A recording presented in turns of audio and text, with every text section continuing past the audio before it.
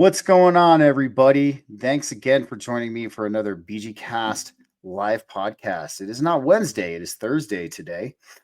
Uh, and this is a special we're doing, everyone. So I've been kind of talking about this for the past couple of weeks, and this is the BGCast post-election special.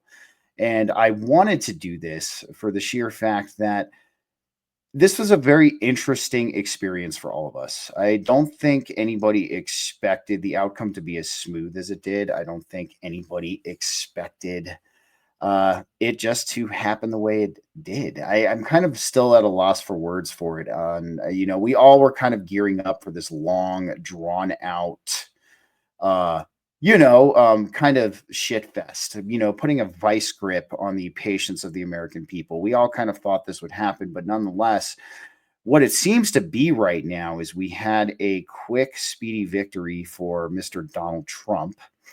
So we're going to discuss this, our thoughts, this outcome, what this means for our collective, and the solutions we can provide from here on out to potentially kind of pave the way for something better in 2028. I have some people here working with the American Capitalist Party. I have a few of my friends and fellow podcasters who have been on the show before. But real quick, let's start off with that disclaimer. So, disclaimer, the subject matter and the topics that we are going to be discussing tonight on this BGCast post-election special are for entertainment purposes only. So, all right, guys, so let's start off with introductions here. We have Mr. Josh Urban, who has been on the show a couple times before. What's up, man? Thank you for joining me tonight. I'm glad to be here. It's always nice to get back on with you, especially we have a couple people on tonight. It'd be nice to bounce around ideas. Really, in terms of who I am, lately I've just been collecting information, been backing it up after we had the Internet Archive go down for about a week. That set off Mhm. alarm bells in my mind. The way that I view that is that information is going to become scarce soon.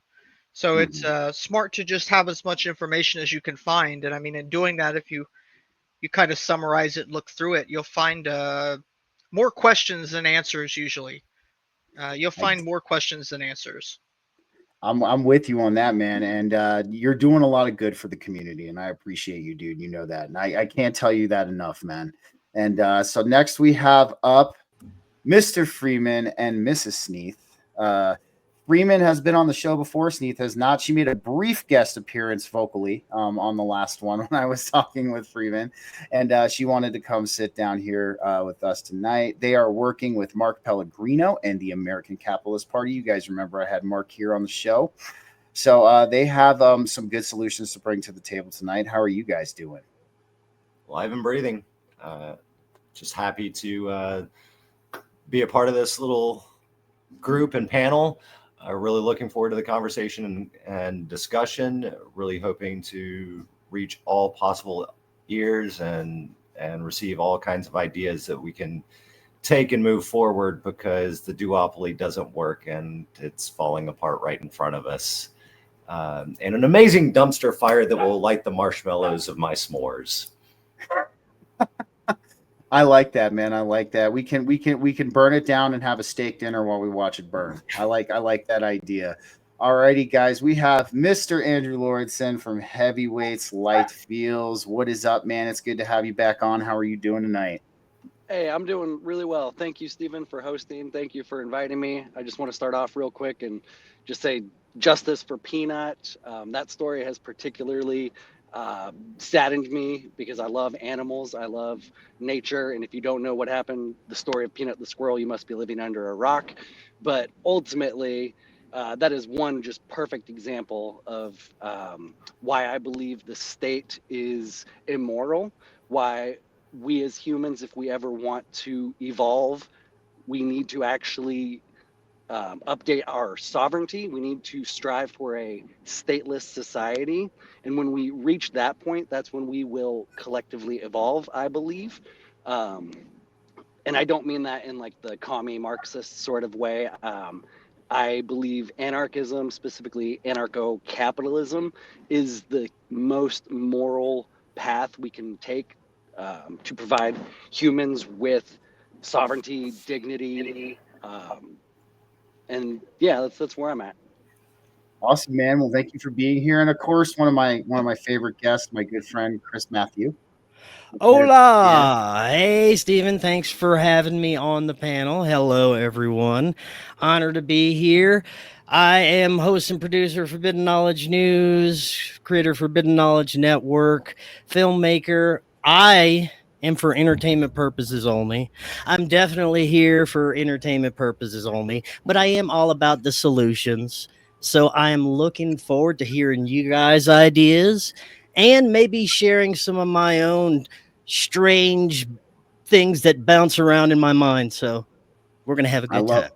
I love it, man. I love it. Yes, a good time. And then we do have my good friend and previous guest, Miss Rachel Sunshine. What is up? Thanks for being here tonight. How are you doing?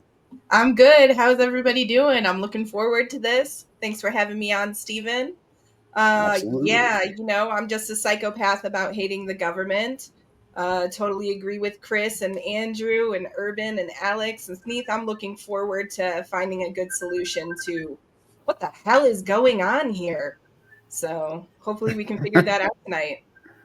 Awesome, awesome. And I did have Ryder Lee here. I don't know if he had to hop off for a sec, but he will be back, hopefully. So, alrighty, guys. So the big topic for tonight, as we're all aware of, we know that Trump won the election. It happened a lot faster and a lot more smoothly than we did expect. A lot of us kind of had the expectation in our minds that we were going to be looking at something long and drawn out. And again, I feel like this was maybe I can't prove this. Don't get me wrong, but I feel in a lot of ways they monitor this collective, and they look at our reactions and they look at our theories somehow, and they always like to flip the script on us, So we were all kind of expecting this shit show fiasco scenario, that was going to unfold. I'm not saying we're not going to get that at some point. I mean, there's a lot of people who do believe the Democrats are trying to stage a violent government coup.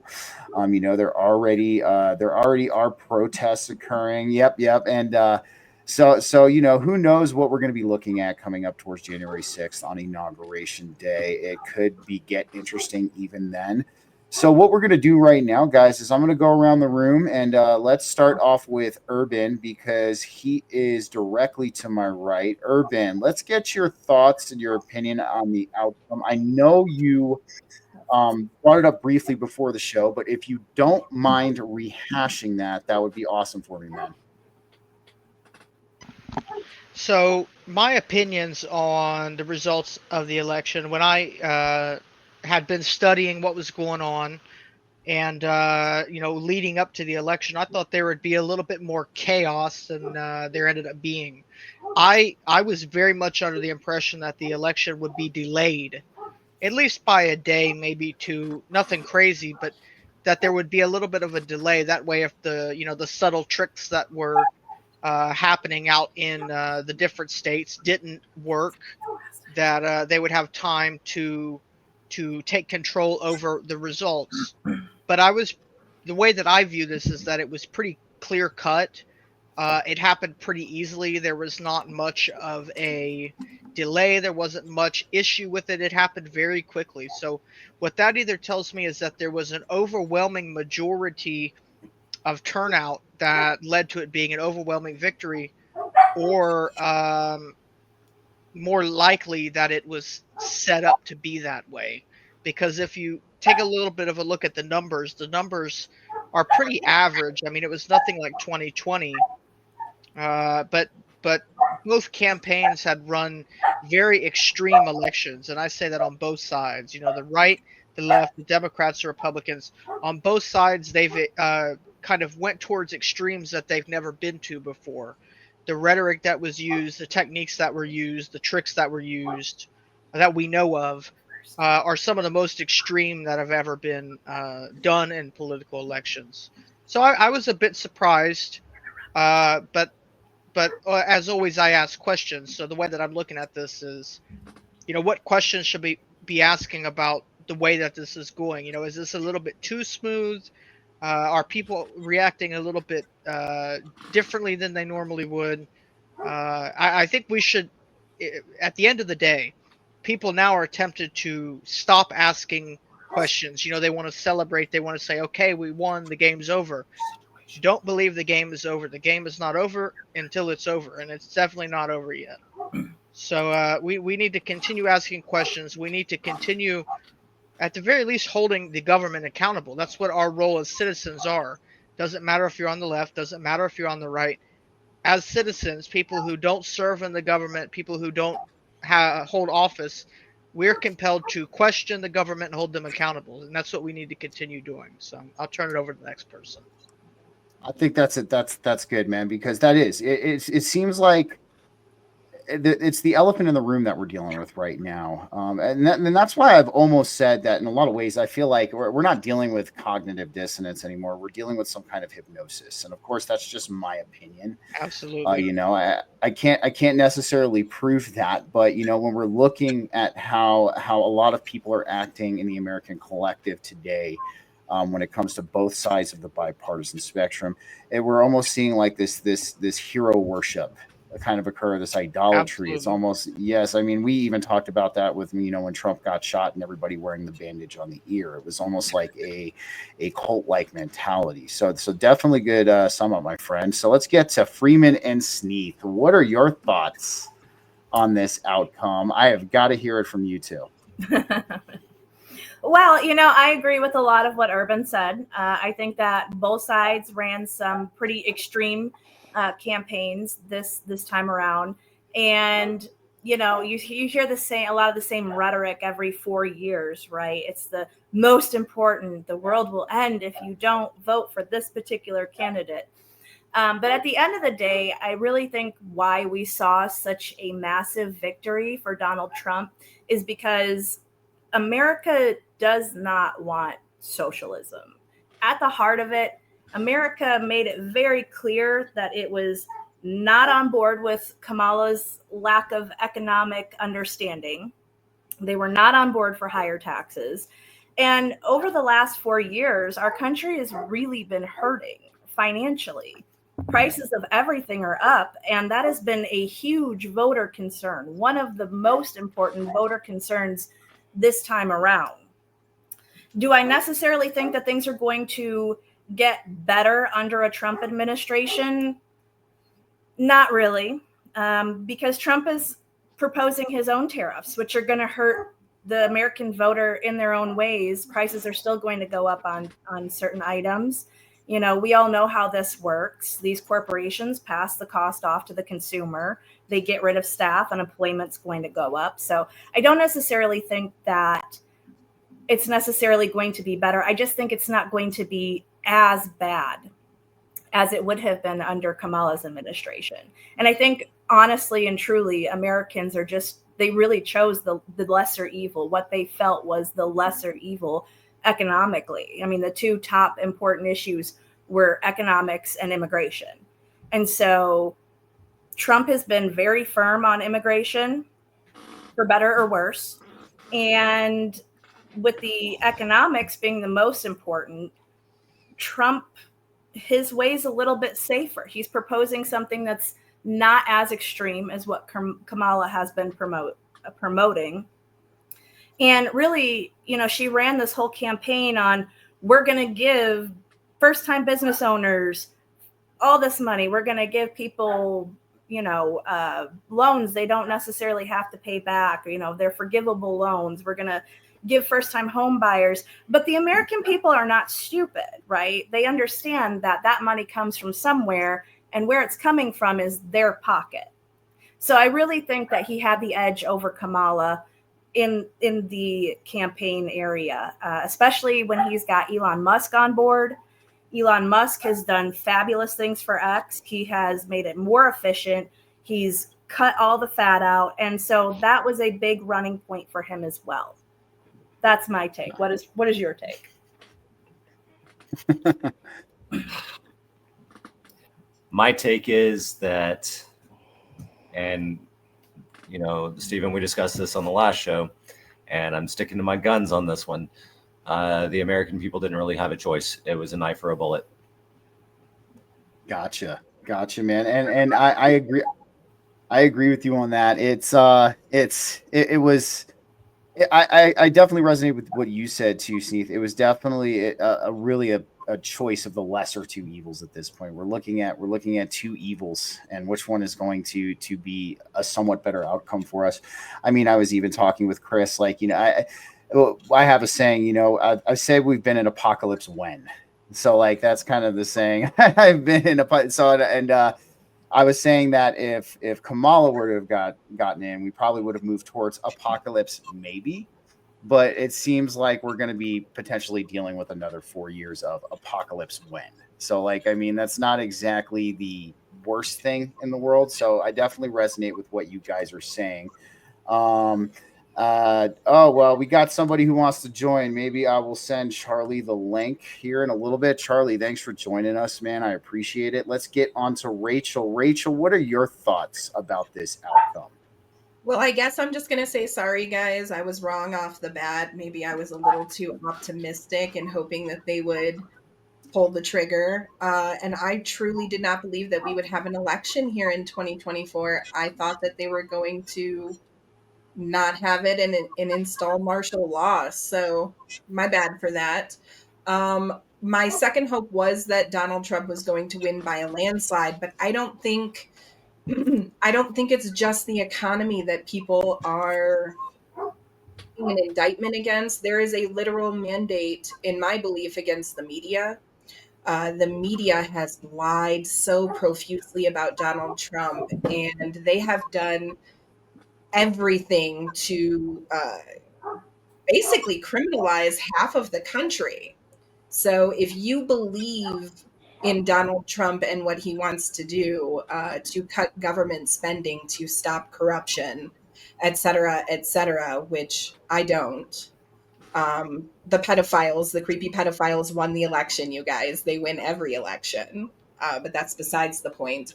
I don't think that we are going to get 4 years. I still think that they're going to pull the trigger. I think that the world elite, they're useful idiots. They're all going to continue banding together. I feel a sense of panic and calm almost, where it's like that you're in the eye of the storm. Basically, everybody's just really, really quiet, but you can see the seething underneath for the people who actually didn't get the outcome that they wanted to. Like, if you look at the Drudge Report, the world is in shock.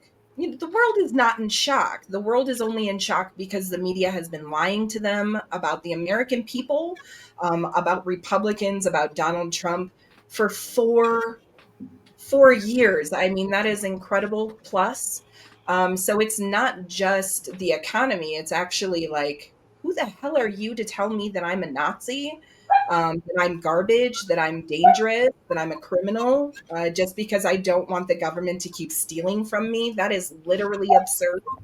And we're at this breaking point where we're eventually going to be, hopefully, in a stateless society. Everybody hasn't imagined that a stateless society is going to be some horrible thing, but I actually agree. Is it Andrew? I agree with him. We're going to have a period of rapid enlightenment after we have a stateless society and everybody realize, holy crap, we don't need $100 trillion stolen from us from a bunch of criminals. This is awesome. And then our brains are going to open up. It's going to be amazing. So who knows? That's my hope, but I don't think we have 4 years of apocalypse when. I think that they're going to do something again within these next 4 years. I'm with you. No, and that's a very big possibility too. I mean, there's always the chance that there could be a what you would call a rapid awakening. One thing I have noticed over the course of the last 4 years, there are a lot more people who are starting to become aware, and that's a fantastic thing. The only thing I feel that is working against us at that point in time is now that the conspiracy culture has become mainstream. It's now they can keep people trapped in what I would call almost the surface level aspect of it, because They now it's accepted. Like, you have this mob mentality thing that comes into play too. So I think that's an optimistic outlook, and I dig it, Rachel. So let's go to Mr. Chris Matthew. What are your thoughts on everything right now? I've got to hear this.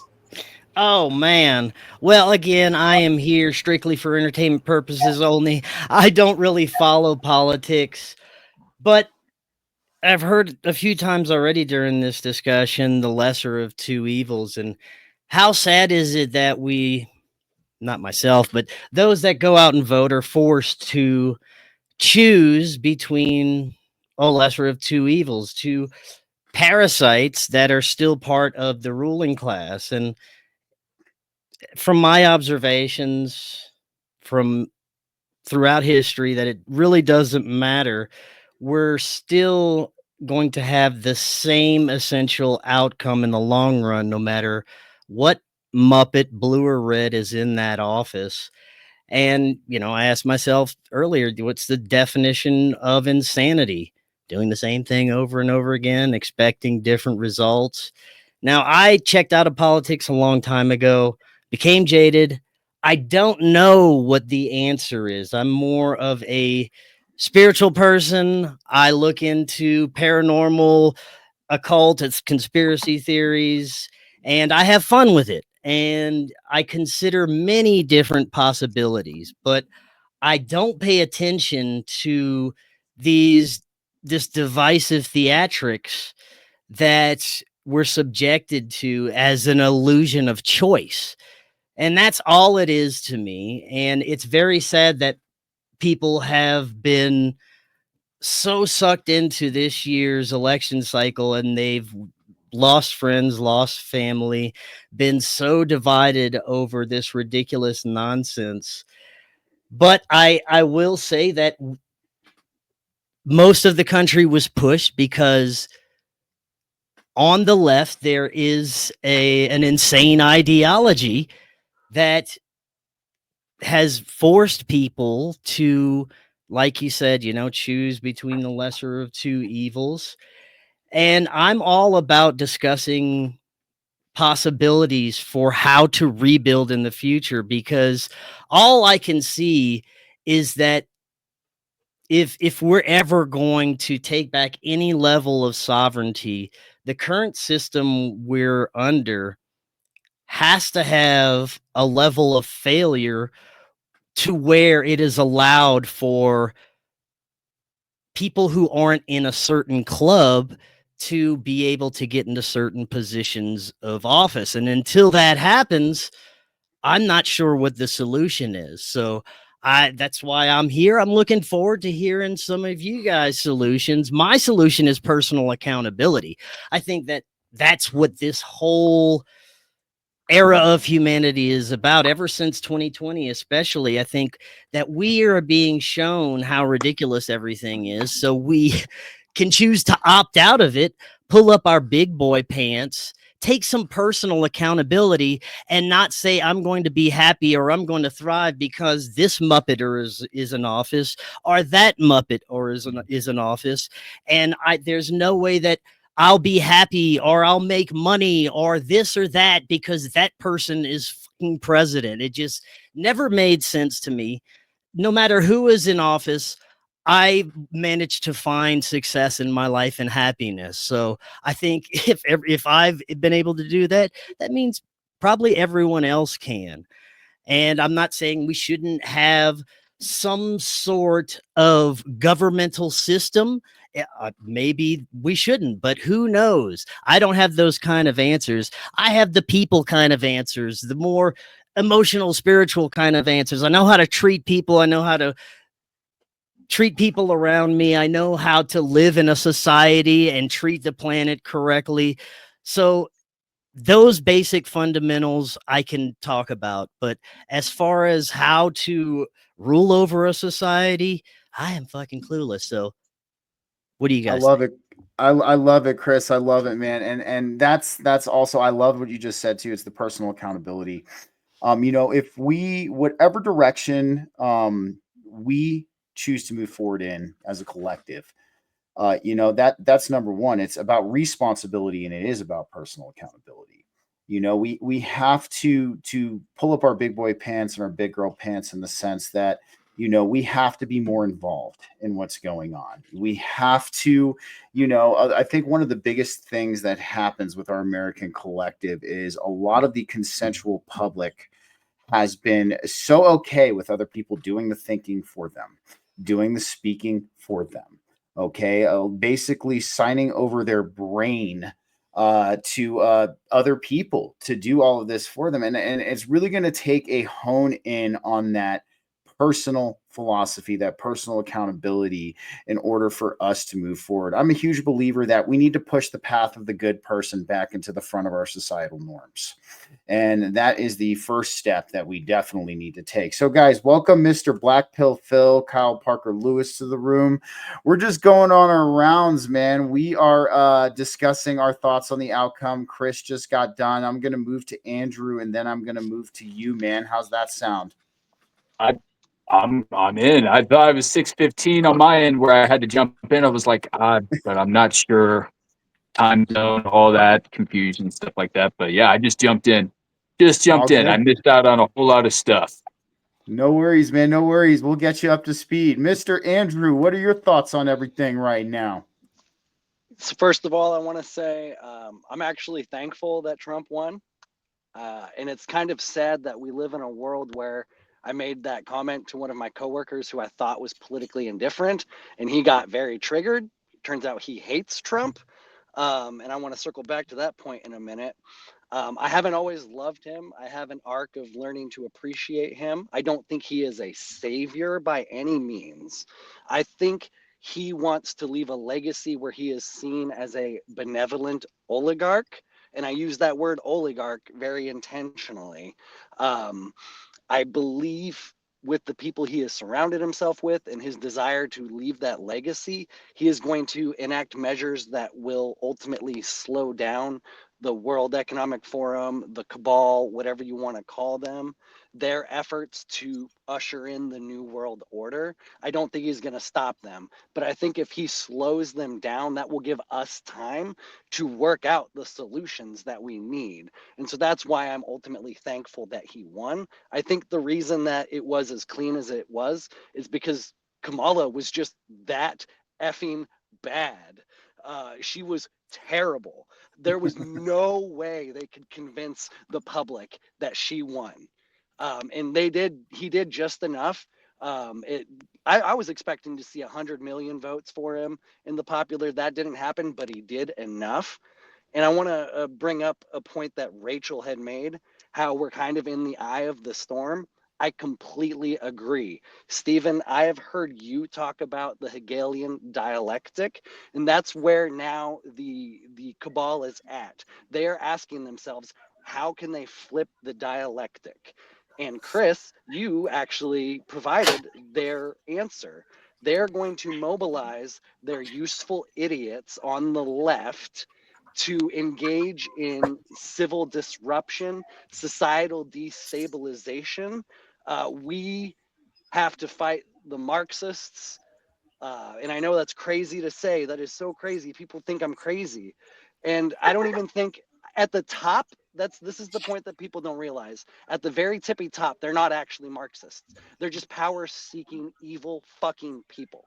But that ideology, it is just a poison that we need to defeat. And then once we defeat that, and we're not going to totally eradicate it, but we need to turn the tide. We need to turn the tide away from that dirty, disgusting ideology. And so with that being said, I look forward to when we get to the solutions section. I'm going to start making some notes on what solutions we can bring. But I think right now, while we have a little bit of calm, we need to try and coalition build. We need to de-radicalize as many people as we can, even though people think we're radicals. I think we're pretty radical in the cool sense, but we're not ideologically insane. Most of us are pretty normal people. But that's the brainwashing, that's the propaganda, that's the media apparatus that has stolen our friends and family. And while we have this window, hopefully we can bring a few of them along. And I'll let Black Pill, I'm done. Yeah, I'm sorry. Thanks for that, man. No, and I'm with you on the coalition building. We've talked about that on our shows before. It's de-radicalizing a lot of people from what I would call this hypnosis that is occurring. We have Mr. Josh, White Pill Josh, who just joined us too. What is up, man? Hey, long time no see. Yeah, long time no see, bro. Long time no see. So no, I agree with you, Andrew. This is the time where and I resonate with what you're saying, because we have more time to lay this groundwork. I mean, we have Sneath and Freeman working on the American Capitalist Party. We have Urban basically creating these giant libraries of all this information that they're wiping from the internet. We have Chris doing his. I mean, I think all of us are doing really good things at this point in time. So we have Rachel writing articles for newspapers. I mean, like, dude, this is we're doing what we need to do. So I like that, Andrew. I really agree with that. All righty, Mr. Black Pill Phil. To give yourself a little, you've been on the show before, but give yourself a quick introduction, man, if you don't mind. And let's talk about your thoughts on this outcome. I am very interested to hear what you have to say. Yeah, so I'm the host of Sunglasses After Dark. White Pill Josh is my co-host. D is in the bedroom trying to heal up. She's the one who runs the board. So we've been on absence for a little bit, few months actually, trying to heal up. A lot of medical shit's taking place just because, the shed. If we want to delve into that later, that's fine too. But my thoughts on everything that's happened, it still feels controlled to me. I'm still standing in the corner idly by, just wondering, is it real? Is it fake and gay? I'm not sure. There's I see this is just leading up to it. Sorry to get into a little bit of a long run here, but I noticed things right before the election where, post right before the Mar-a-Lago shit happened with the attempted assassination. Whether you believe in it or not, that's whatever. But I noticed that he talked about doing a temporary cap on interest rates for credit cards, and I'm like, oh, that's exciting. That's pretty exciting, and it just seemed like with that in mind, and then the potential assassination, and then after the post attempted assassination, that he went up on stage. He had some tiny hats behind him, so it was kind of like, I don't know what the fuck just happened here. But he, I know when he's talking about credit card interest rates, and all of a sudden, then he's calling out the Jews, saying, if you don't vote for me, you don't. Yeah, paraphrasing here, that you don't have a brain in your head, basically. And I'm like, man, it just seems like he said too much. I think he uncovered too much. And yet, and then he's threatening anybody who is out there talking shit about Jews or talking shit about the Orthodoxy. So that just told me right there, I'm like, he's still fucking controlled. He's still controlled by foreign interest, or the big J's and the Saudis. And all that shit, it's Bush. It's still Bush. It's still Bush to me. I'm not calling it communism or Marxism or anything like that. I'm calling it as it still feels like it's controlled. And I don't think there's a way out of this. He's partnered up with Christian Zionists, and he's adhering to them. He has masters. This isn't like, just some blah, blah, New World Order shit. There are real people behind all this shit. The real people that fucking control him. And I want it to be real. I want all this shit to be real in the sense of, we finally got away from this fucking central bank digital currency constructed World Economic Forum, brain-headed, weird technocratic communist state. I still think I don't think we're getting out of this. I think it's going to be maneuvered. It's going to be perceived as, you know, it's going to be perceived as good. Whatever they're going to offer to the table is going to be perceived as good by the majority of his supporters. And I still think he's going to be working with the World Economic Forum just because his head campaign advisor is Susie Wiles. She's got mass connections to the World Economic Forum. There's no splitting away from this. Like, if he really truly wants our trust within this community, he's got to break away from all that shit. If he wants to be a true populist and keep everything here at home and protect the home front here, he's got to break away from all that shit. And I just don't see it happening. I just don't. It's a wait and see for sure. I don't want to be an absolutist, but I still think that there's going to be a lot of how did Charlie Robinson put it? It's controlled demolition.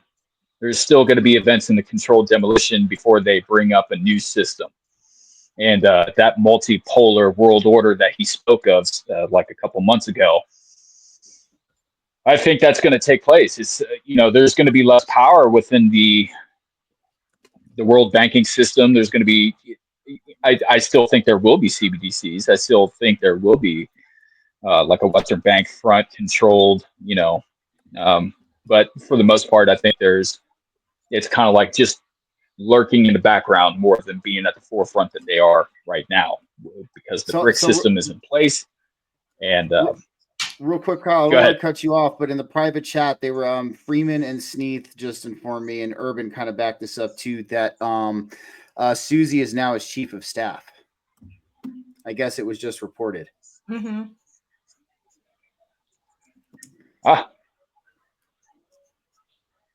I know. But I'm with you. Is this a new position? Is this a new position, or is this? Because I thought she was just as like head of campaign, but if she's chief of staff, then we're stuck. We're in it. We're still in the shit. We're still in it. Oh yeah. So she's the first woman chief of staff. So sorry, ladies, you didn't get to be president this time, but you know what? You can be the first chief of staff. That's what happened here today.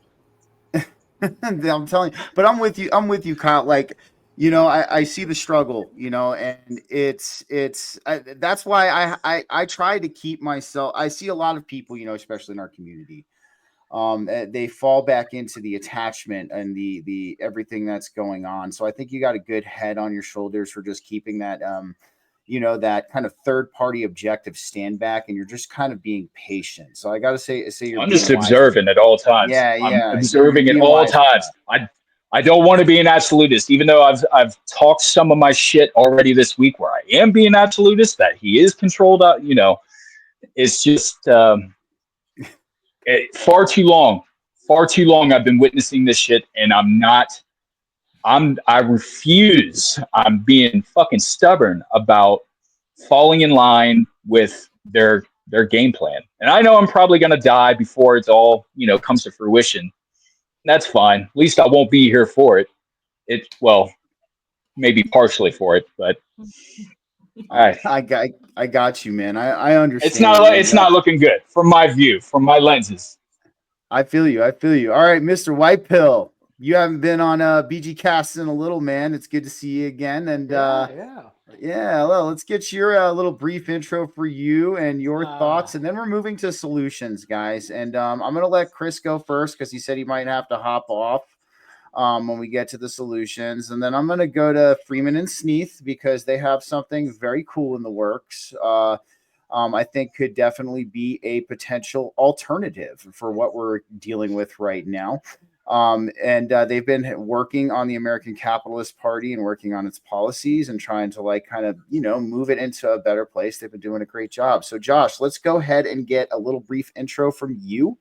And then let's get your opinion on this outcome.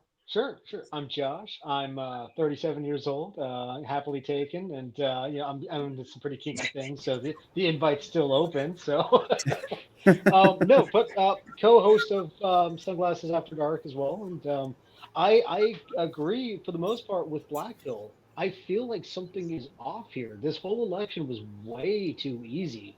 This was way, way, way, way too easy. It's almost like somebody like called up in the middle of the rig and was just like, "Yeah, no, we're pulling the plug on it." The other weird thing that I've noticed too is like I'm seeing a lot of people like coming out of the woodworks and they're like, "Hey, by the way, yeah, that Project 2025, yeah, we were joking," and it's just like, um, uh, uh, are we rolling with this or are we not? Like, what? It, I don't even know where the hell we stand anymore. But what has me it's refreshing to see Trump in office because it's almost like getting to the action-packed part of the story. It's like finally the fucking plot's moving forward a little bit here. At least there's some sort of resolution happening. And it's just one of those things where it's just like we're already seeing all these world leaders doing certain things. We're already seeing, certain economic policies starting to shift around in anticipation for Trump.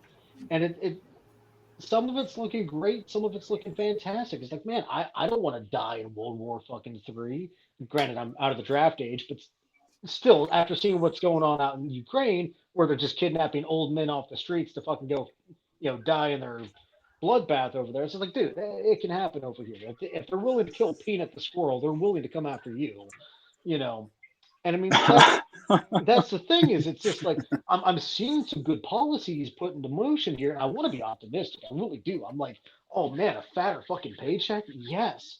But I also know how tariffs really work here, and I know that at the end of the day, there's a good chance that we're going to be paying for those tariffs instead of China or whatever. China's just going to mark up their prices. Mexico's just going to mark up their prices, and ultimately that fatter paycheck that we're getting from being able to keep more of our money, well, that's just going to get absolved into those higher prices right there. But the thing that has me concerned though is again, Black Pill and we've been going down some really deep fucking rabbit holes, and it's just like, dude, every single time we turn a corner, it's like we're confronted with this mountain of evidence, and it's just there's so much shit there that has to be confirmed on a personal level. It's information overload. So it's just like take for example everything in Yeah. the Talmud, the Judeo Talmud. It's just like, dude, trying to sit here and like research all that. Do I know if that's the accurate translation of this? Is this correct? Is what they're saying actually factual? Like the information overload that's happened within the last couple of months on the internet is fucking insane. But every single time we keep going down this rabbit hole, we keep ending up in the same spot. And it's interesting to see what's going on. My eyes right now are on Israel. I, Trump's in office. All right, what the fuck ever. All eyes right now are on Israel because I need to see what the hell they're doing. They're the guys that are crazy enough to enact something like the Samson option. They're the guys that are crazy enough to take a small little There army we and go. stretch it so fucking thin that now they're calling in foreigners to fight for them. During the whole North Carolina thing, I'm sitting here hearing stories about how these U.S. military members are being told, sorry, you can't leave the base or you can't you can't go home to go check in on your family. We need you on standby because Israel might be getting hit by Iran and we need you to go die for them. And it's just like, this isn't our fucking fight. This is not our shit. But to see that Israel is over here, like bringing in all these other people, I'm hearing that there's Indians in Israel fighting for the IDF. I'm even hearing now that there's another attempt at some sort of civil unrest in Israel because Benjamin Netanyahu shit canned, I think, one of his defense ministers or some shit like that. And I'm just sitting here and I'm just like, dude, Yeah. Israel looks like it's suicidal at the moment. I think they know something that we don't.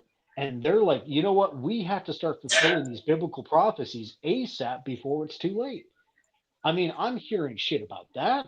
I'm hearing shit about how there's an object that's been noticed up in space.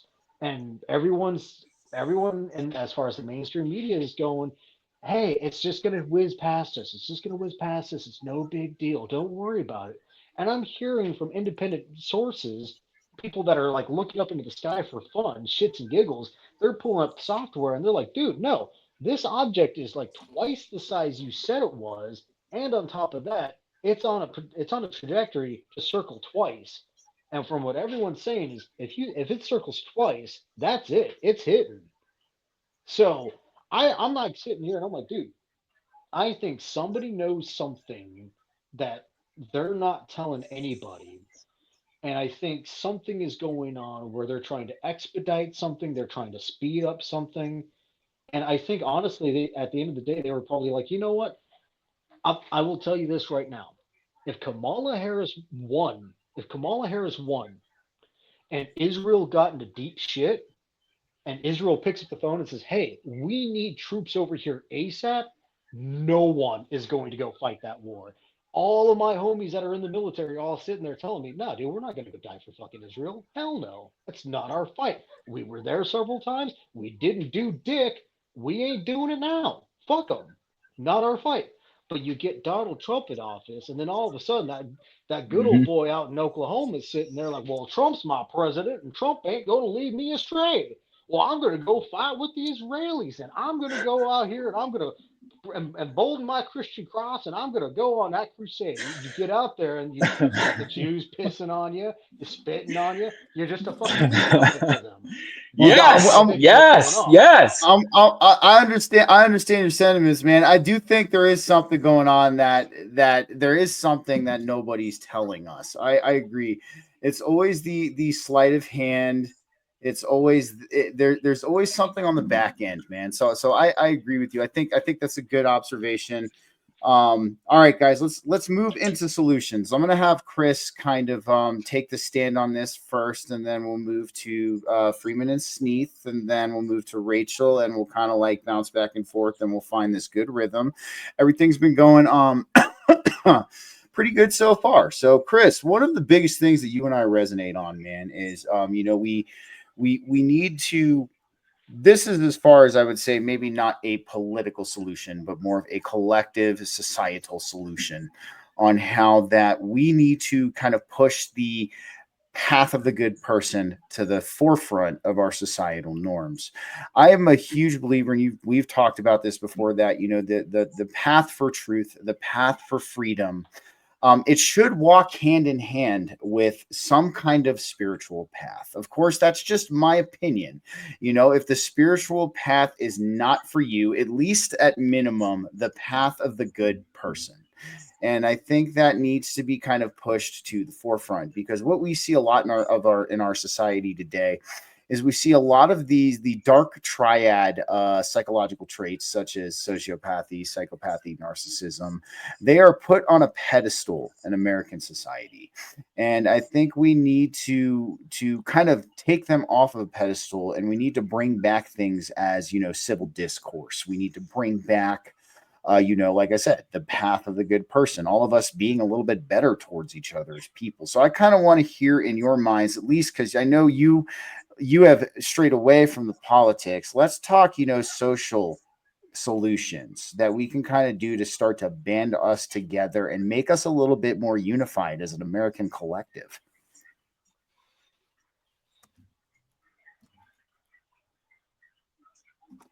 Chris, your mic. That would help. All right. Okay. So, Stephen, thanks again for having me on the panel. I will probably have to take off after this. As far as solutions, I can really only offer what works for me in my life. And like I said earlier, I've never let what Muppet is in a presidential position affect my happiness or my success in life, and that's never going to change. But it's like I said earlier, I think it is about accountability. It's about taking back your personal accountability. If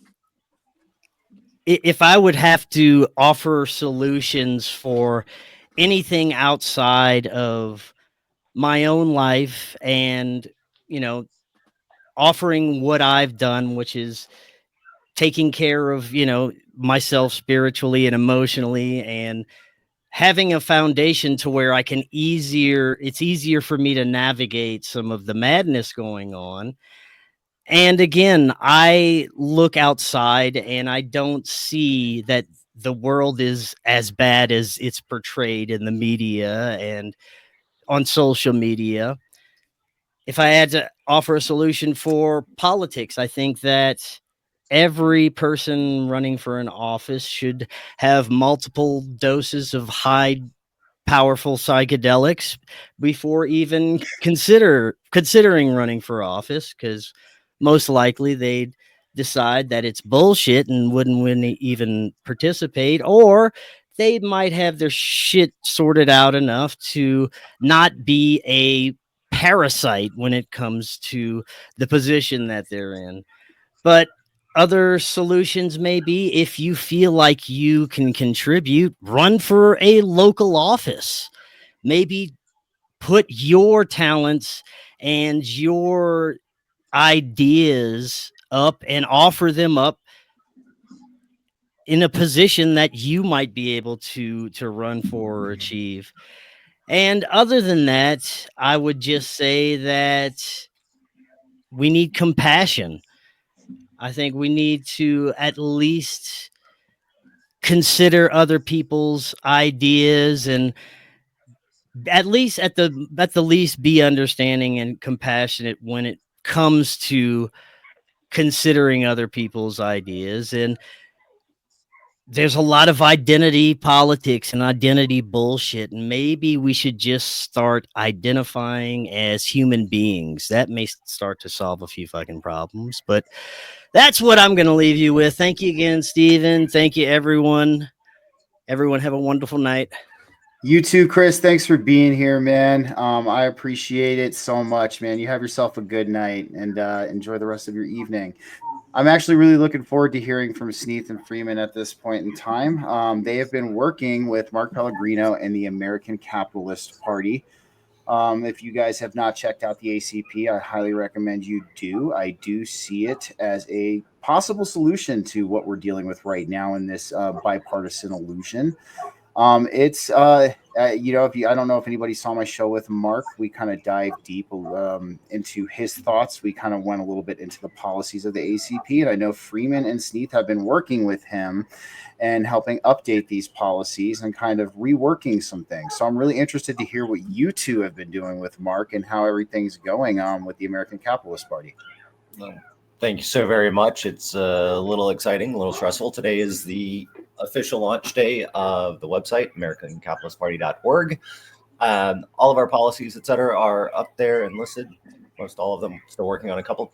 But content-heavy site that's going to be generated or populated over the next couple of weeks and months with hot takes on where the ACP stands on particular issues and what's happening on a day-to-day level, like women dying in Texas for medical reasons that shouldn't happen.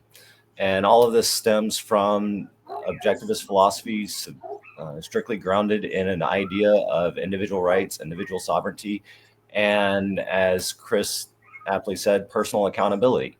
And it stems from that, with a full understanding that there is this particular system that all of us seem to have issue with, and it's a duopoly system. And as this particular election has solidified, or is about to solidify, I think the current House count is 210 to 196, and we're still 8 points away from a full red monopoly of the operations of the government. We're looking for something to break up those monopolies. It, as the name says, believes in capitalism. It believes in a more laissez-faire capitalism. And that's fundamental to the course of personal interaction and individual exchange and the production of goods, etc. But one thing that it does not agree with is monopoly and a consolidation of resources and power to such an extent that it cuts off everyone else from being able to achieve the same. And that's not just in economics, that's in politics as well. And one thing that is absolutely sorely lacking in the electoral system as it stands right now is where everybody has this illusion of choice, right? I think someone mentioned that earlier. There's absolutely no possibility of a right to refuse and or a refusal choice. And the third parties that exist currently are, especially in this particular election, have been really sad examples of what third parties should be and why pluralist electoral systems exist.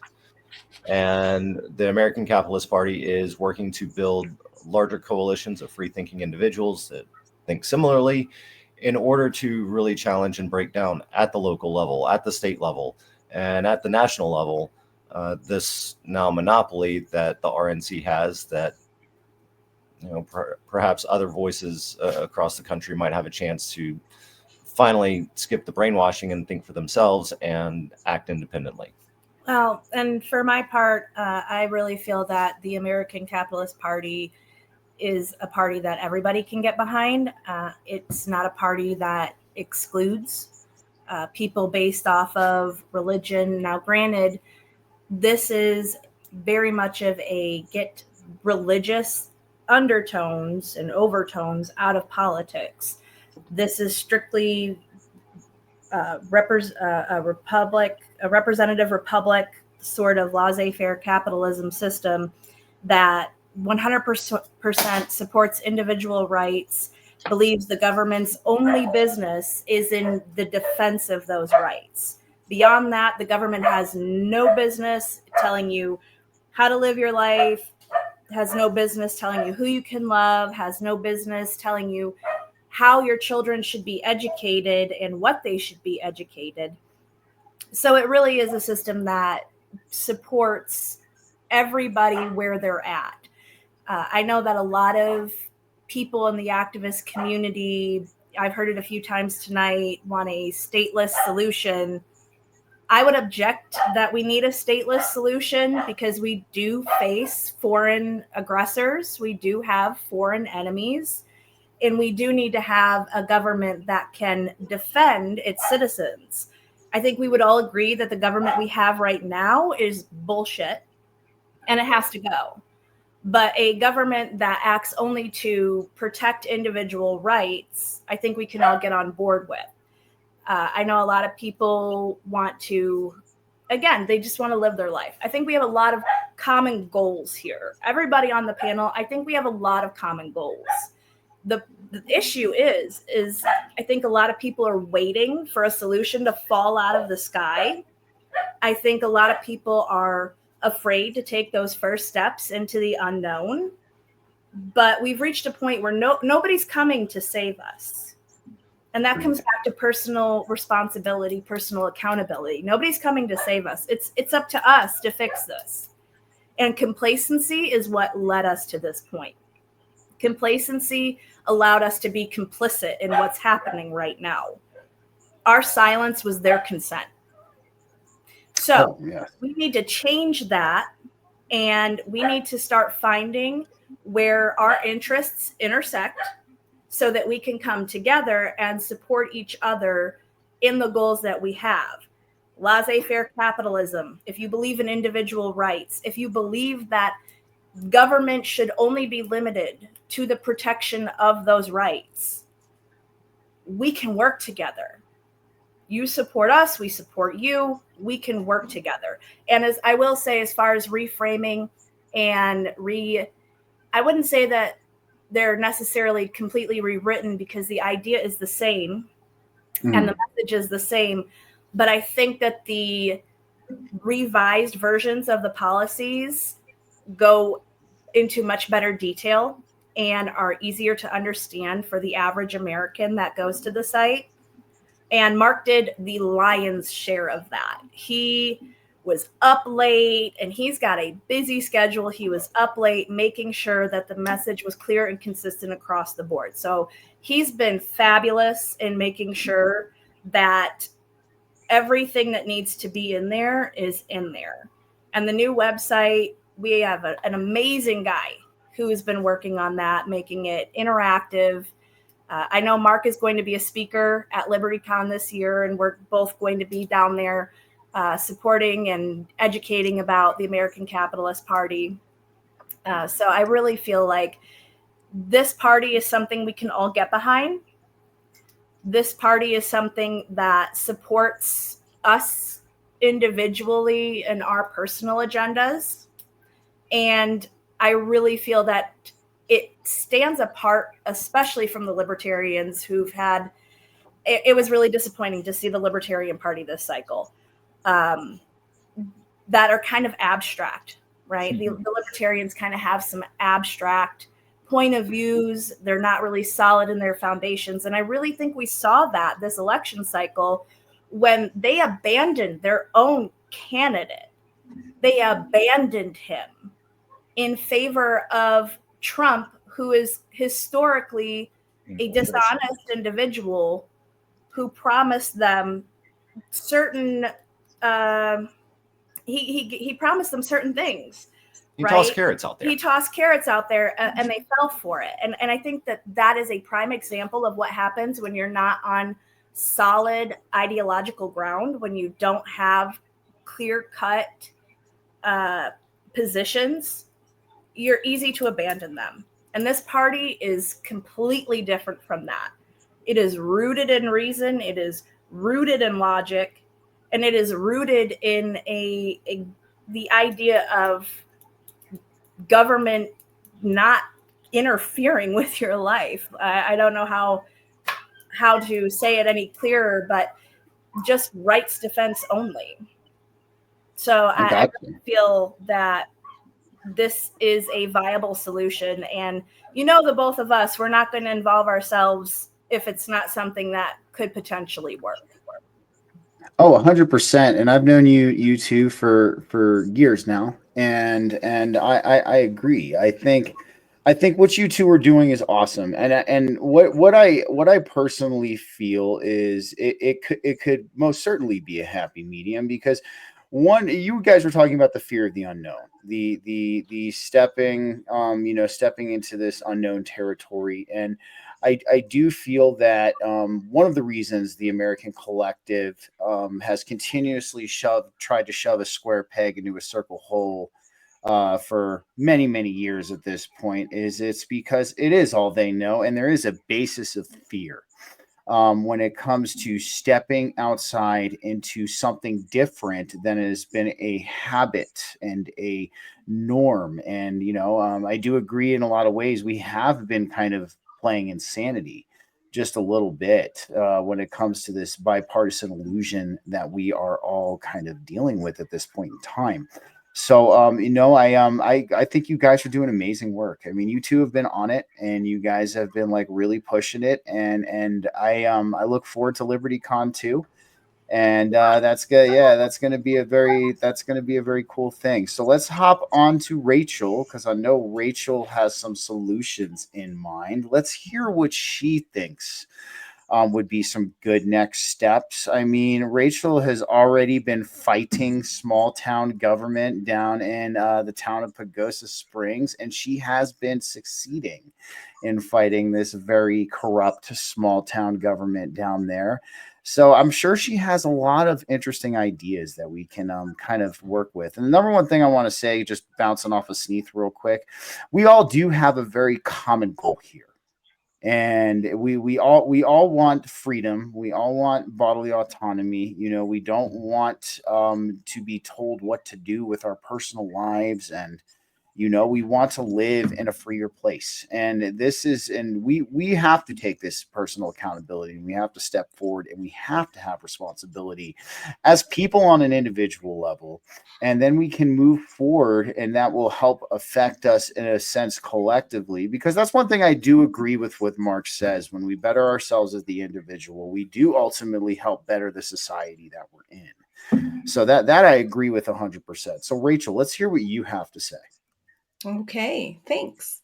My nickname's Made in Anarchy, so I just want to say first and foremost, I can't necessarily agree with any type of group control over the individual.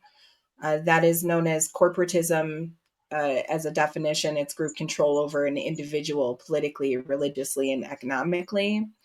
I'm not really interested in that at this point. I'm a little bit further beyond that. So I've spent the last 4 years, going on 5 years here now, dealing with extreme corruption down here in Pagosa Springs. I actually did do what Chris advised people to do, and that was get involved in local politics. My educational background is in constitutional law, political science, and religious studies with an emphasis in pre-law. I never actually went to law school. I was given a full ride scholarship for that and turned it down due to ethics concerns. The ethics concerns that I had were that I was about to practice fraud on a daily basis. So when the country shut down during COVID, people were turned away medically. They were not allowed to get treatment at the beginning of COVID. And I helped provide that solution actually with my mom, who is a surgical nurse, and told people to take ivermectin. I was ridiculed and ostracized completely, but it saved lives. And so I was willing to take that personal hit. As time continued, I really couldn't take what was going on with the COVID shutdown, and I ended up writing I call it a little ditty, but it's a little 56-page pamphlet that I wrote back in 2021 called How Medical Tyranny Murdered the United States Constitution. I am historically a legal researcher, so I do enjoy learning about constitutional law, Supreme Court rulings, and legal definitions. So we have an issue in this country where the entire court system is working illegally. And I wrote about that in How Medical Tyranny Murdered the United States Constitution. It is an educational, factual, like historically factual with evidence that anybody can look up at any time, proof that the United States federal government is working outside of the Constitution. So that is why I don't agree with having a government, because a government is a contract, and contracts always have what are called legal holes and gaps. And at some point in time, they become illusory and therefore void. So the other issue that I have is when you create a government, you are creating a third entity from two sovereign entities. And that third entity doesn't actually have to follow what it is meant to be doing. So that's how we got to where we are. And I write about that in my little pamphlet. The second book that I have been working on, I ended up having acute kidney failure over the summer, so my publication date has gone way back. But it was a 21st century guide on how to be a voluntarist. And it gives you an idea of what I've been doing here the last 4 years in regards to running for local office, fighting extremely corrupt government, doing statistical analysis on your community, because the number one issue that we're facing here, it's not just media, it's not just government, it's not just elitists, it's not just billionaires, it's not the cabal, it's not just Jewish people, it's everyone. Okay, Mhm. so you have to do a statistical analysis on Mhm. everyone Yeah. and actually find out who is Yeah.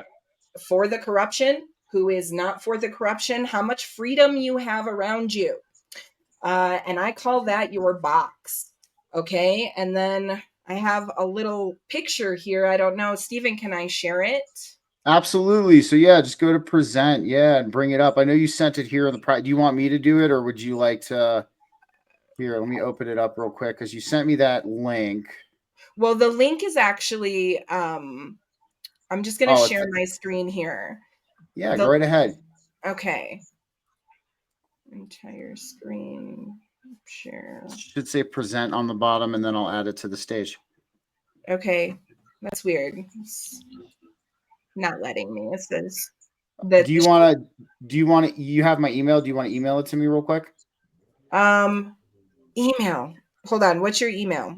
Anyway, I can put this in for later for a link, but basically I have 6 steps that a person can take who is an anarchist, who has to acknowledge the fact that they are living in a constitutional republic. As much as we want to ignore our surroundings and be in denial, we can't. Actually, when you go through like the 12 steps for Alcoholics Anonymous, the number 1 step is admitting that you have a problem.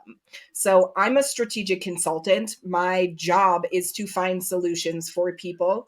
I am a certified Scrum Master, so I work in teaching people, facilitating them, mentoring them, and coaching them in finding their solutions. So there are 6 steps that you can take, and the first is the garden box. You've actually got to start being self-sufficient, as everybody's been talking about on here. Basically, this eye of the storm, the controlled demolition, they're looking to basically squeeze out as much money from you as they possibly can, while also getting more power and control. So basically, they're trying to leave you broke. That's what's going on here. And then they're going to wipe you out. So that's what's happening. And you need to be self-sufficient. Start getting your garden box together. Then you've got your money box. You've literally got to start doing things in the agorist environment. You cannot continue to allow the government to control what you spend, how you spend, where you spend it, when you spend it. Like, it's over for them. They don't get control. For me, I don't vote. So I did not vote, but I was happy with the outcome that it was Donald Trump. And I'm not worried about tariffs because I don't really need to buy that much stuff, to be honest with you. So I'm not too worried about that myself. Once you get yourself set up, you have to go out and find who your people are. You have to find your social box. So yeah, I'm probably not the most beloved person here in town. Explaining to the town that a solid, and I mean this, like a solid 60% of people here are part of a corrupt game, and 40% of us are the working class who just have to eat it. And so I do know, though, that 40% of the town actually really, really likes me. And the solution here is to continue telling the truth, to be an honest person, to be upright, to be a good person in good standing. So that's really important. Then you can get up on your soapbox and you can start calling out the corruption yourself, because you're just, a normal person out there gardening and taking care of your life out at your house. And now you can call out the corruption for what they're doing. That brings together your social box. You all go to the ballot box, okay? And you vote in one of your anarchist friends who's basically saying, I want the government to follow the rule of law. I am not going to raise your taxes. I am going to do literally what the law is telling me I am supposed to do. For example, the county has like 7 services that they're supposed to provide, like health and human services, water services, sanitation, things like that. Bare minimum, that is it. And then you get people to question whether the legalization of counties and delegating congressional powers from the state government is actually legal. That'll make people think. And you turn off the idiot box. For the love of God, turn off your TVs. They're lying to you. They're totally controlling everybody. And so the way that we can de-radicalize people is by actually presenting the truth to them on a silver platter. They need it, okay? And provide them with the evidence that they need in order to just, wake up at 3:00 in the morning in a cold sweat thinking about it because their subconscious has set off an alarm, and then ask them to turn off the motherfucking TV, for the love of God, and realize that it's not just the people at the top. It's all the way down to the bottom. And yes, it is your neighbor. Mm-hmm. But the best thing that we could do to get past this is a working together agreement. So if you cannot create a working together agreement with another individual, it's time for you to go your separate ways. They're not part of your team, and that's just the way that it is right now. But if you can find somebody that you have a working together agreement with, even if it's on one thing, 2 things, 5 things, shit, wouldn't it be awesome if it was 20 things? That would be amazing. Okay. That's where we need to get to. And if we just start with one thing that we have in common, sooner or later, we're going to go through a cycle of perfecting that where we're going to want to add a second thing, a third thing, a fourth thing, and so on. And that's how we heal as people. But we cannot continue to allow the government to be like to say what we are. Fuck that. That is so ridiculous. So I don't need them to tell me what I need to buy, what I need to learn, who I need to talk to, what I'm not allowed to say. I'm so tired of it, and you should be too. I don't think anybody can argue with what you just said, Rachel. I mean, it is. It's about taking. It is about being sustainable. It is about being in good standing, and I think you even touched on something that I talk a lot about. That we even just brought up earlier in the show. We need to put the path of the good person back at the forefront of our societal norms. We need to start being better to each other. Number one, I think that alone would bring a lot of things into good standing.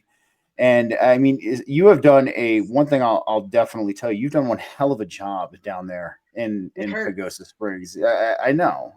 And it's for statistical evidence. It's so that I can figure out what the hell is going on here. I mean, if you can't figure it out, go to the math. Math never lies. It's a universal language, right? Math is the universal language. Everything is created with math. Every single country does math the same exact way. 2 + 2 is always going to equal 4. So if you can't figure it out, always go to the math. Figure out the equation, figure out the problem. That's what's going on here. So, I had to do it. I didn't think I had much of a choice, and I'm happy that I did do it. I can figure out how to explain this to other people. Do I think that that's going to make a difference? Man, I'm kind of jaded after 4 years of being told to go fuck myself by a bunch of greedy criminals. You know what I'm saying? I can It understand. sucks. Yeah. I'm hoping for a better outcome for everybody else, though, for sure. And I'm with you, and it does suck, especially you've been kind of on the front lines of a lot of very interesting things. For anybody who's listening, I will again link all of the shows with everybody when we get done with the live stream, so you can check everybody out. Number one thing, we're gonna move to Andrew Urban. Thank you for being so patient, dude. You're the man too. We will get to you next. And I want to say thank you to everybody for being so patient. This is a very big panel, and we're all kind of speaking our minds here. We're kind of, delivering our opinions, our viewpoints on what a potential solution is. And I want to say I really appreciate the respect in this room at this point in time, between everybody too. And it's great. This is where it starts, guys. This is where it starts. We're sitting here and we're discussing this. And we're going to build from this as we move forward, because this is about ideas and putting things into effect at this point in time. We've seen a very huge human psychological component go on. This collective has consistently tried to solve problems with the same mentality that has caused the problems. And we can no longer do that. And this is a big step that we're taking tonight by even doing this panel. So Andrew, let's get you up real quick. Let's hear what your potential solutions are going to be, and then let's get Urban on, and then we'll hop back to Mr. Black Pill and Mr. White Pill. All right, cool. I want to touch base with Rachel offline, because so much of what you say resonates with sort of my beliefs. I heard, I think it was you or someone else, say that there's just this potential mass sort of awakening on the horizon. And I do think that's sort of the case. I've heard other conscious community creators talk about the new earth. I do think that is going to happen in our lifetime, but it's not going to be like a physical divide of the planet.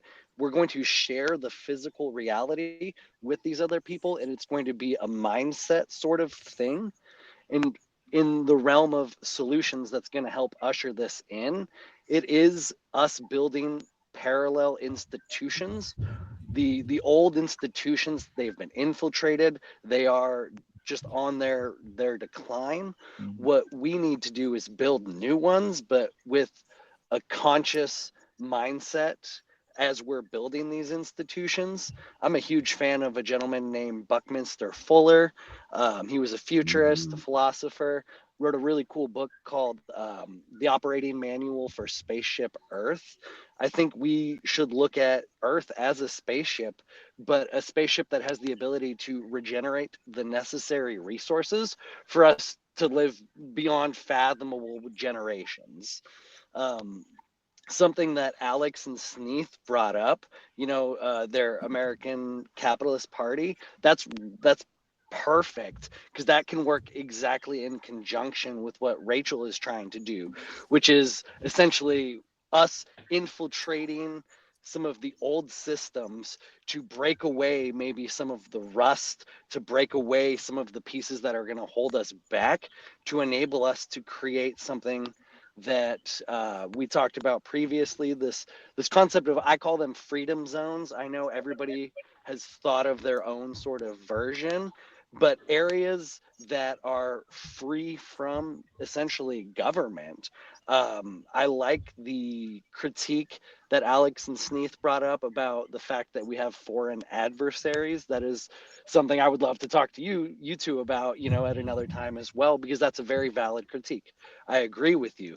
But I think if we move towards the end goal of a lot of us buying land, building communities with our neighbors, literal relationships with our neighbors. And ultimately, to finish off, I want to touch on the personal development piece. Everybody has said personal accountability, personal accountability. That's huge. I'm also inspired by a Socratic concept of a philosopher king. I think us as men, and then also as women too, you could be a philosopher queen. We should aspire to be the absolute best versions of ourselves, not just for ourselves and not just for our family, but for our communities. You could also see this as like the Jesus archetype, the Buddha. Nietzsche had the Ubermensch, the Superman. Um, I think that is what we should strive for. I just want to end with this quote from the Tao Te Ching. Yes. What Thank you, is, Andrew, for that. yeah, what is a good man but a bad man's teacher? What is a bad man but a good man's job? So many of us, yeah, I'll end it there. I'm going to end it there. Thank you. No, dude, you're the man. I love that you brought that in there because you know how much I lean towards Taoism with a lot of different things, and that's a very valid point. And it is, man. The one thing I think we're all coming into a common agreement here tonight is personal accountability. And I think really that's where we can start. That's where we can build off of. We can become more involved. I mean, like Rachel fighting the corruption, then down in Pagosa, Andrew talking about buying land, being more with, and building communities and being, on a show, Andrew and Andrew is somebody who officially made me happy and celebrate being a nobody, because it's a good thing. And, being kind of like that community hero. Like, you're the guy who goes and fixes like the old lady and the old man's fence because they can't fix it. Like, that's where the real stuff is, right there. That's where the real deal is. It isn't about going out and acquiring this fame or doing things like that, or trying to get as many followers as you possibly can. No, that's defeating the purpose here of what we're trying to achieve. And it starts for it, and call it hippy dippy, call it spiritual, you want. It all always starts from within, and that's just a constituent that we see, and it's that internal change within us all.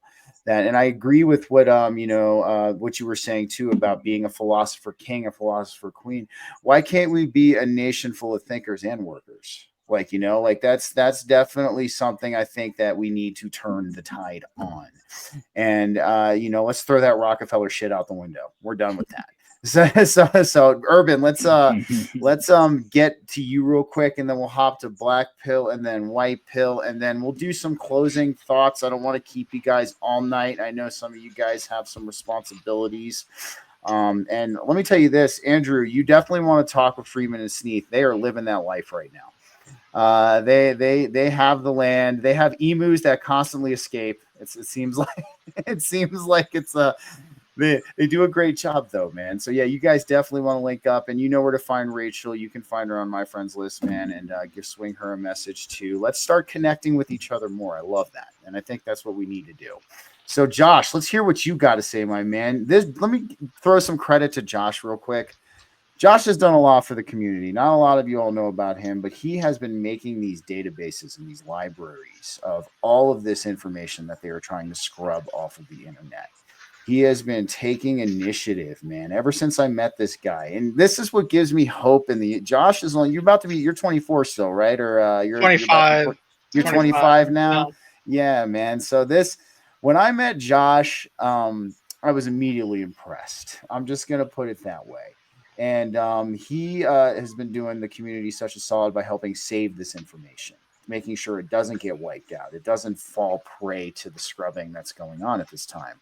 So Josh, let's hear what you think some viable solutions are at this point to kind of help, unify us a little more without the influence of government, and potential solutions for what we can do moving forward from this time to take that personal accountability and to kind of start evolving more as a collective. Let me just say, I've had a little bit of a pleasure tonight to sit here and listen to everyone, because I'm kind of at the end of the line, which is fine. I've sat here and I've just kind of jotted down little bullet point notes based on what I've heard from everyone. And I wish I would have wrote down exactly who said everything, but you'll know who you are. So I just wrote down these bullet point notes, things that caught my mind. And I'm really impressed with everyone that's joined us tonight. Everyone's got a lot to say. And really what just comes to my mind is that no matter what side you're on, no matter what you believe inside yourself, we got people who actually have the capability to think tonight. And I'm not trying to diss anyone or talk negatively, but it really is sad to me to see how many people just don't think beyond what they're told. They just listen to what's on the TV, what's on the news networks. It's sad to me. But everyone that we've had join us tonight seems like they've got the capability to at least think about what's going on around them. First thing I wrote down for what I wanted to mention, somebody said that it still feels controlled, and absolutely, that's exactly the way I would describe it. It does feel a little bit controlled still. I mean, no matter what you want to believe, Franklin Roosevelt, President of the United States, said that no matter what happens in politics, it was planned that way. It was, no matter whatever happens in politics, it was planned to be that way. And so the way that I see it is that there's so much money, so much time, so much effort, billions and billions of dollars. It would be ridiculous for us to believe that what's going on is completely and utterly random. I mean, is it controlled 100%? Is it controlled 70%? It doesn't matter. People have invested a lot of money to control these events to get them to work out to their goals on both sides. Trump being controlled. I mean, it would be ridiculous to believe that Donald Trump makes it to the Oval Office. To believe that anyone is capable of making it to the Oval Office without having a little bit of control delegated to somebody else.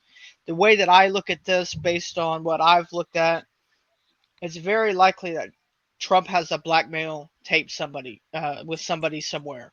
I mean, he was on Epstein Island. He was friends with all of these people that have been exposed as sexual predators.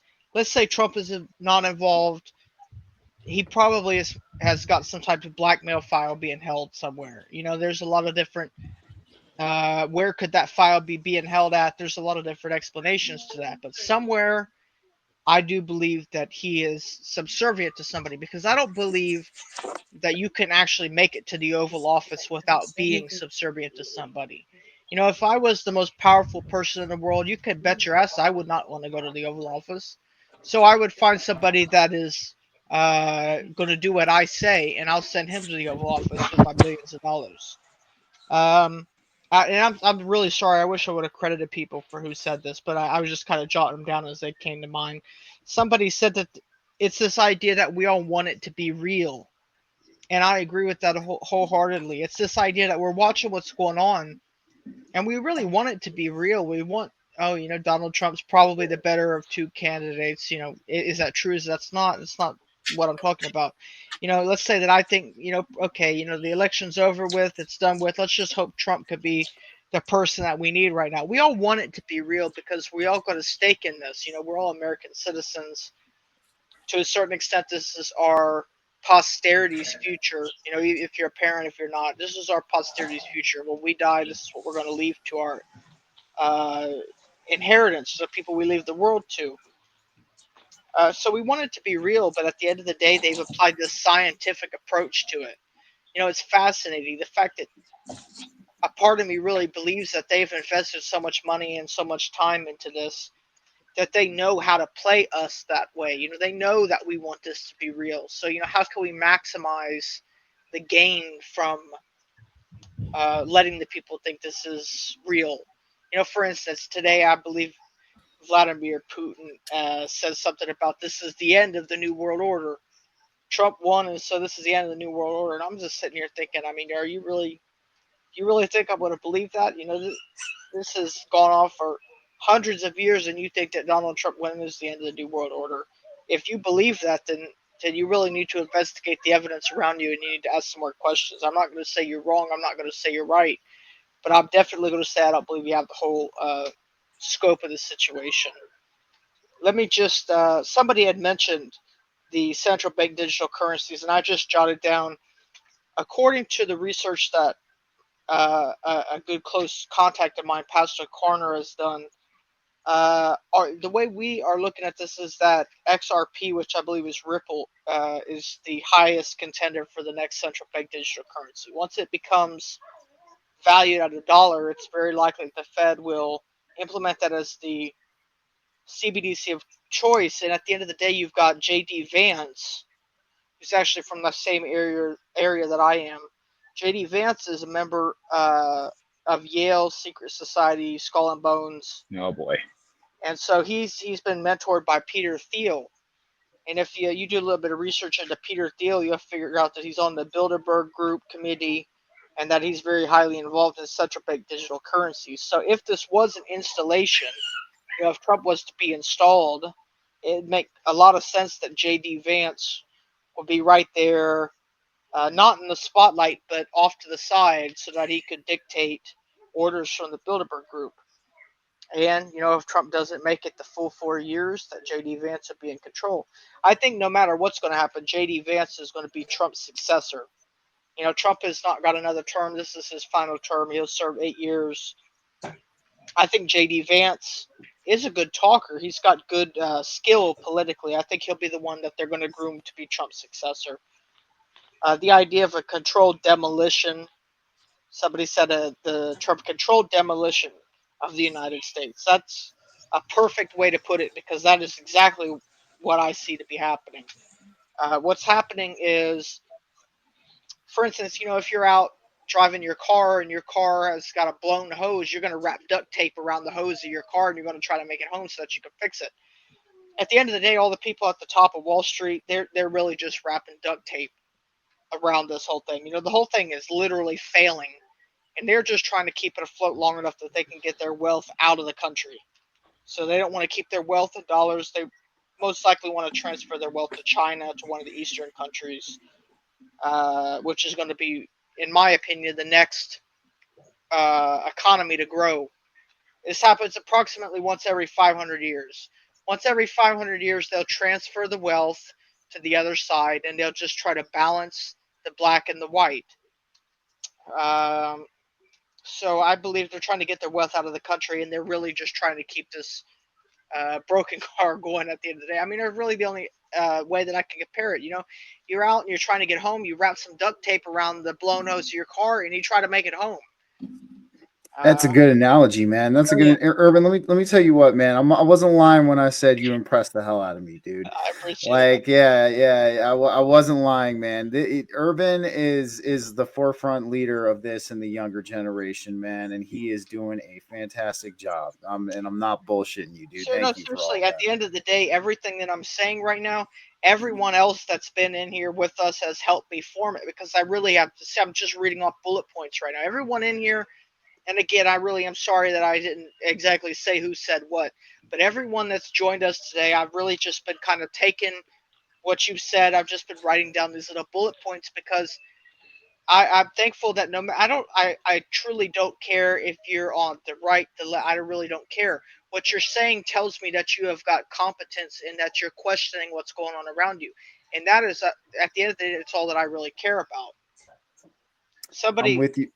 I'm go with you, ahead. man. Yeah. No. Finish up. Yeah. I'm almost done. Somebody No, brought you're up all the good. definition of insanity: to do the same thing over and over again and expect different results. And at the end of the day, the way that I'll read that is that that's true. That's exactly what we're doing. For instance, I have grandparents who are in their 70s, 80s. They've been around long enough to know that the way this works is that one person gets into office and they said they're going to fix everything, and it don't happen. And then the next side, they alternate back and forth. The next side says they're going to fix everything. They get in office, they don't fix it, and back and forth and back and forth. That's just the way it's been ever since they've been alive. Before they've been alive, so it truly is insanity. And let's say nothing more than the fact that by the definition of insanity, we know that to a certain degree the American public is insane. This process that we keep taking ourselves through is an insane process. I'm not saying anything about the individual. I'm saying that all of us together collectively, by allowing this to continue, it's just an insane process. And we've all been through insane process. The person who, let's say a person who drinks too much. I mean, that's an insane process. So this is a very common process that happens on the individual level, happens on the societal level.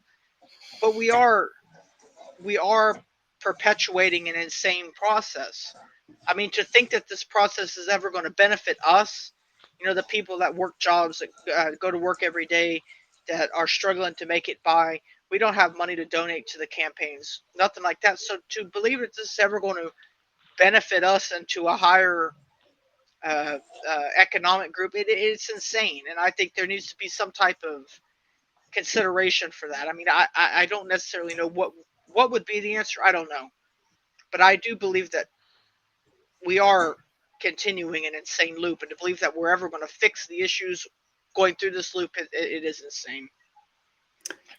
I agree, man, and that was a really good way to put it, because and that's why I've always used the trying to shove a square peg into a circle hole analogy. It's quite literally what we've been doing. It's like why not reach for the right peg, or at least try to attempt to formulate what the right peg could be for the hole. So I mean, it's a simple analogy, but at the same time, I mean, it works, because it is almost weird. It is insanity perpetuating this, man. Thank you.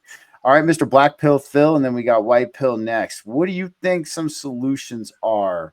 Some viable solutions to the current predicament that we are in, and what can we do to move forward?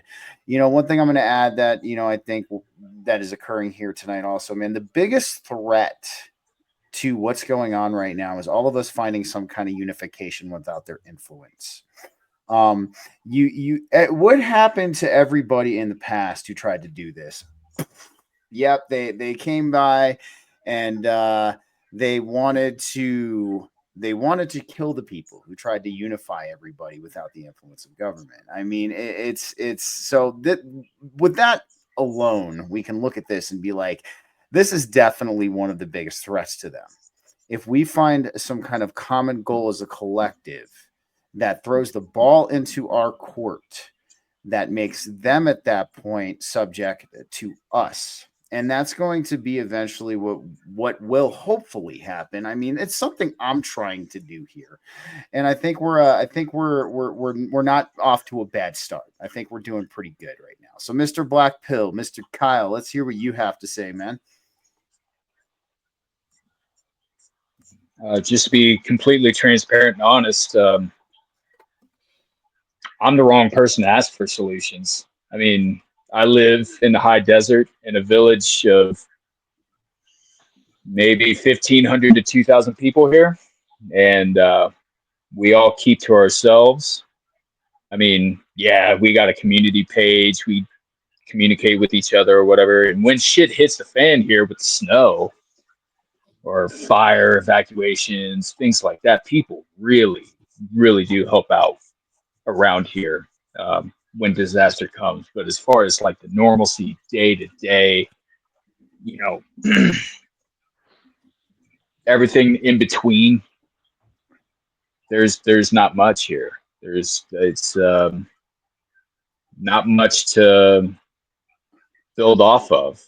I think a lot of people just came to this area, including me, to escape cities, to escape, get out of these major populated areas. For whatever reason, my reasoning was, you know, living in Oakland at the time, I had a bad feeling come over me. Intuition. That's probably the first thing that I want to, you know, that's my internal bullet point, is really, really pay attention to your intuition, like downloads. It feels like downloads just come to you. If you ever feel like, you know, you have like a download where it feels like something internally is trying to speak to you and tell you how to strategize and game plan out of a current situation, listen to it or resonate off of it, if that makes sense. But as far as, you know, trying to get everybody to come together and finding a peaceful resolution other than them falling in line because, well, obviously they're the experts. They've been in control of this structure for however long this is, you know what I mean? It's not just, you know, since 1776 or anything. This is centuries long, centuries, thousands of years long, thousands upon thousands of years. And I'm completely clueless how to, like, before 2000, not before the year 2000, but from 12,000 BC until now, how did they, without rulership, did they it just seems like everything's always been under rulership, and it just I just don't see a way out of rulership. I hate to be the fucking bummer of the party. It's just I'm currently, and it might change down the road. It just feels currently that I have to adapt in certain ways to their structure and how they see fit, and just keep guard, be an observer, and if I have some small streams of opportunity come my way, which I don't see it coming my way right now, then I'll take it. But man, dude, Kyle, I want to tell you something real quick, man. I appreciate you. I appreciate your perspective, man. And you know, it's your in your own way, you're being realistic, and nobody can blame you for that, you know. And well, here, let me interrupt you here. I'm sorry. Let me interrupt you here. No, you're all good, man. Just for a moment. And I'm talking from like, you know, self-sufficiency, and I'm only talking about my surroundings. For everybody else, it's going to be different. Like the food shortages, there's you know, we're still under mass what's that shit called, grand solar maximum. I mean, I was talking with somebody last night in my community where her plants are getting burned up and they're not even near the window. Like everybody's vegetation here is getting fucking fried from the sun. And I know that we're coming off the peak grand solar maximum, but things like that are affecting your livestock, your vegetation. The only probable way that you can grow off grid or on grid, so to speak, here is if you grow in your garage. So if you can grow in your garage and you got a garage, grow in your garage with hydroponics, whatever the fuck. I can't afford that shit. I had to let go of some of my livestock that I relied on for food just because of budget, and everything's just out of control. So this is why I'm like, everybody's going by personal accountability. Yeah, that's great. I totally 100% agree with that. It is everything that I have done here for my life. It all comes down to it is my fault. I lost livestock. I had to let go of livestock. I had to, I don't have a realization of how to grow shit. I can learn anytime. I got plenty of resources, but I'm like, I don't really eat vegetables, dude. I'm a meat eater.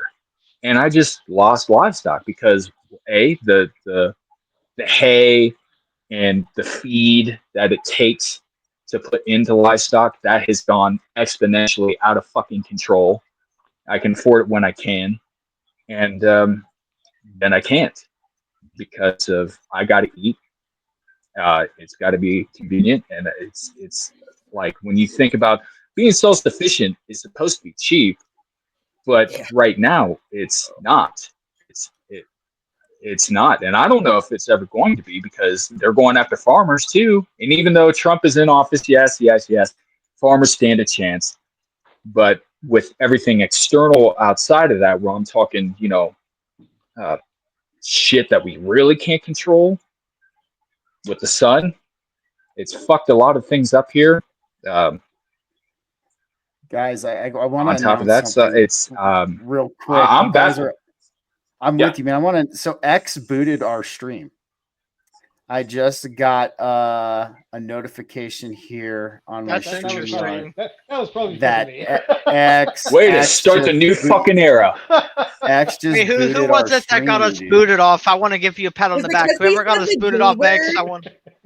I'm dead serious. So He wants a I got a fag. notification here on StreamYard that X discontinued the stream. They don't know if it's a problem on their end or what, but man, we must have set off some kind of alarm bell of some kind tonight, because this is the first time ever. I've been streaming to X now for the entire second season, and X just booted this stream.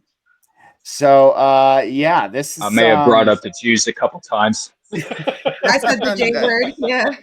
dude, oh my god. But yeah, but Ridiculous. nonetheless, dude, Yeah. this is wild. I've never had X boot a It's stream. bad now. We're This communist BS is bad now. I got a strike for seriously, I gotta say this. This is too good not to say.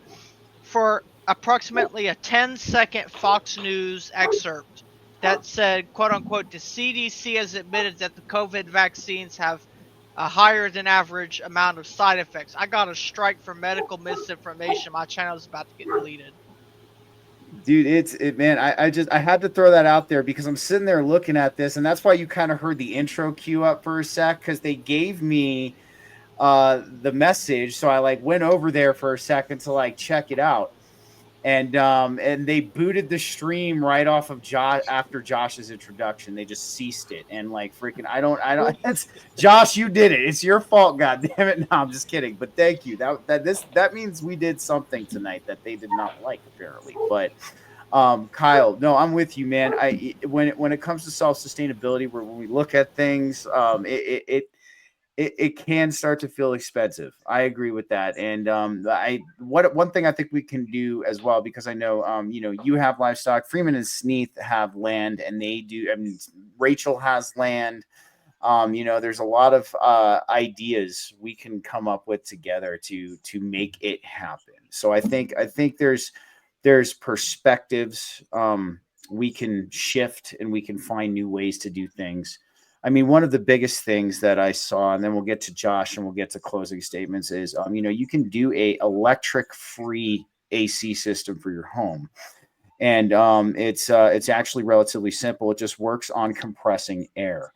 And a lot of people in India are using them at this point in time to how stupid hot it gets over there, and a lot of people don't have working AC, so they're using this air compression system Essentially what it is you take a piece of plywood, you drill out holes, and you take soda bottles. And what you do is you cut off the bottom of the soda bottle, and then you poke a hole in the top with the lid, and you screw it to the board, and you put it in your windowsill. So what happens when you blow on your hand with a closed mouth, as opposed to blowing on it with an open mouth, when you compress the air becomes cooler. So this has been like a way that people have been cooling their homes without electricity and actually getting like a good effect. So there's tricks of the trade, and I think we have to kind of put our heads together and dive a little deeper, man. But I feel you, dude. The solar maximum thing is a very real thing.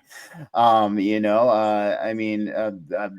had Ben Davidson on the show back in season 1. I mean, he talks about the solar micronova potentially being a thing that could occur. Think of a massive solar flare or a massive hiccup from the sun that shoots a giant plasma sheet directly at our planet.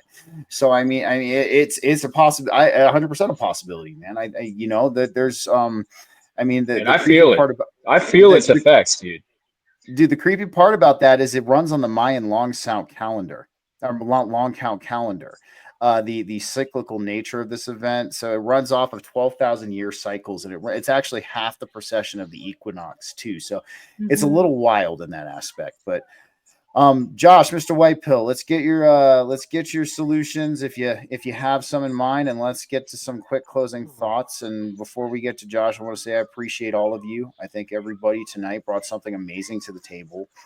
We're in very interesting times. We can't say that enough. X just booted my stream for the first time ever. So, I guess I'll wear that as a badge of honor just as much as when Jay Dyer blocked me. So that was a hell of a badge of honor right there too. So, all right, Josh, let's hear what you have to say, man.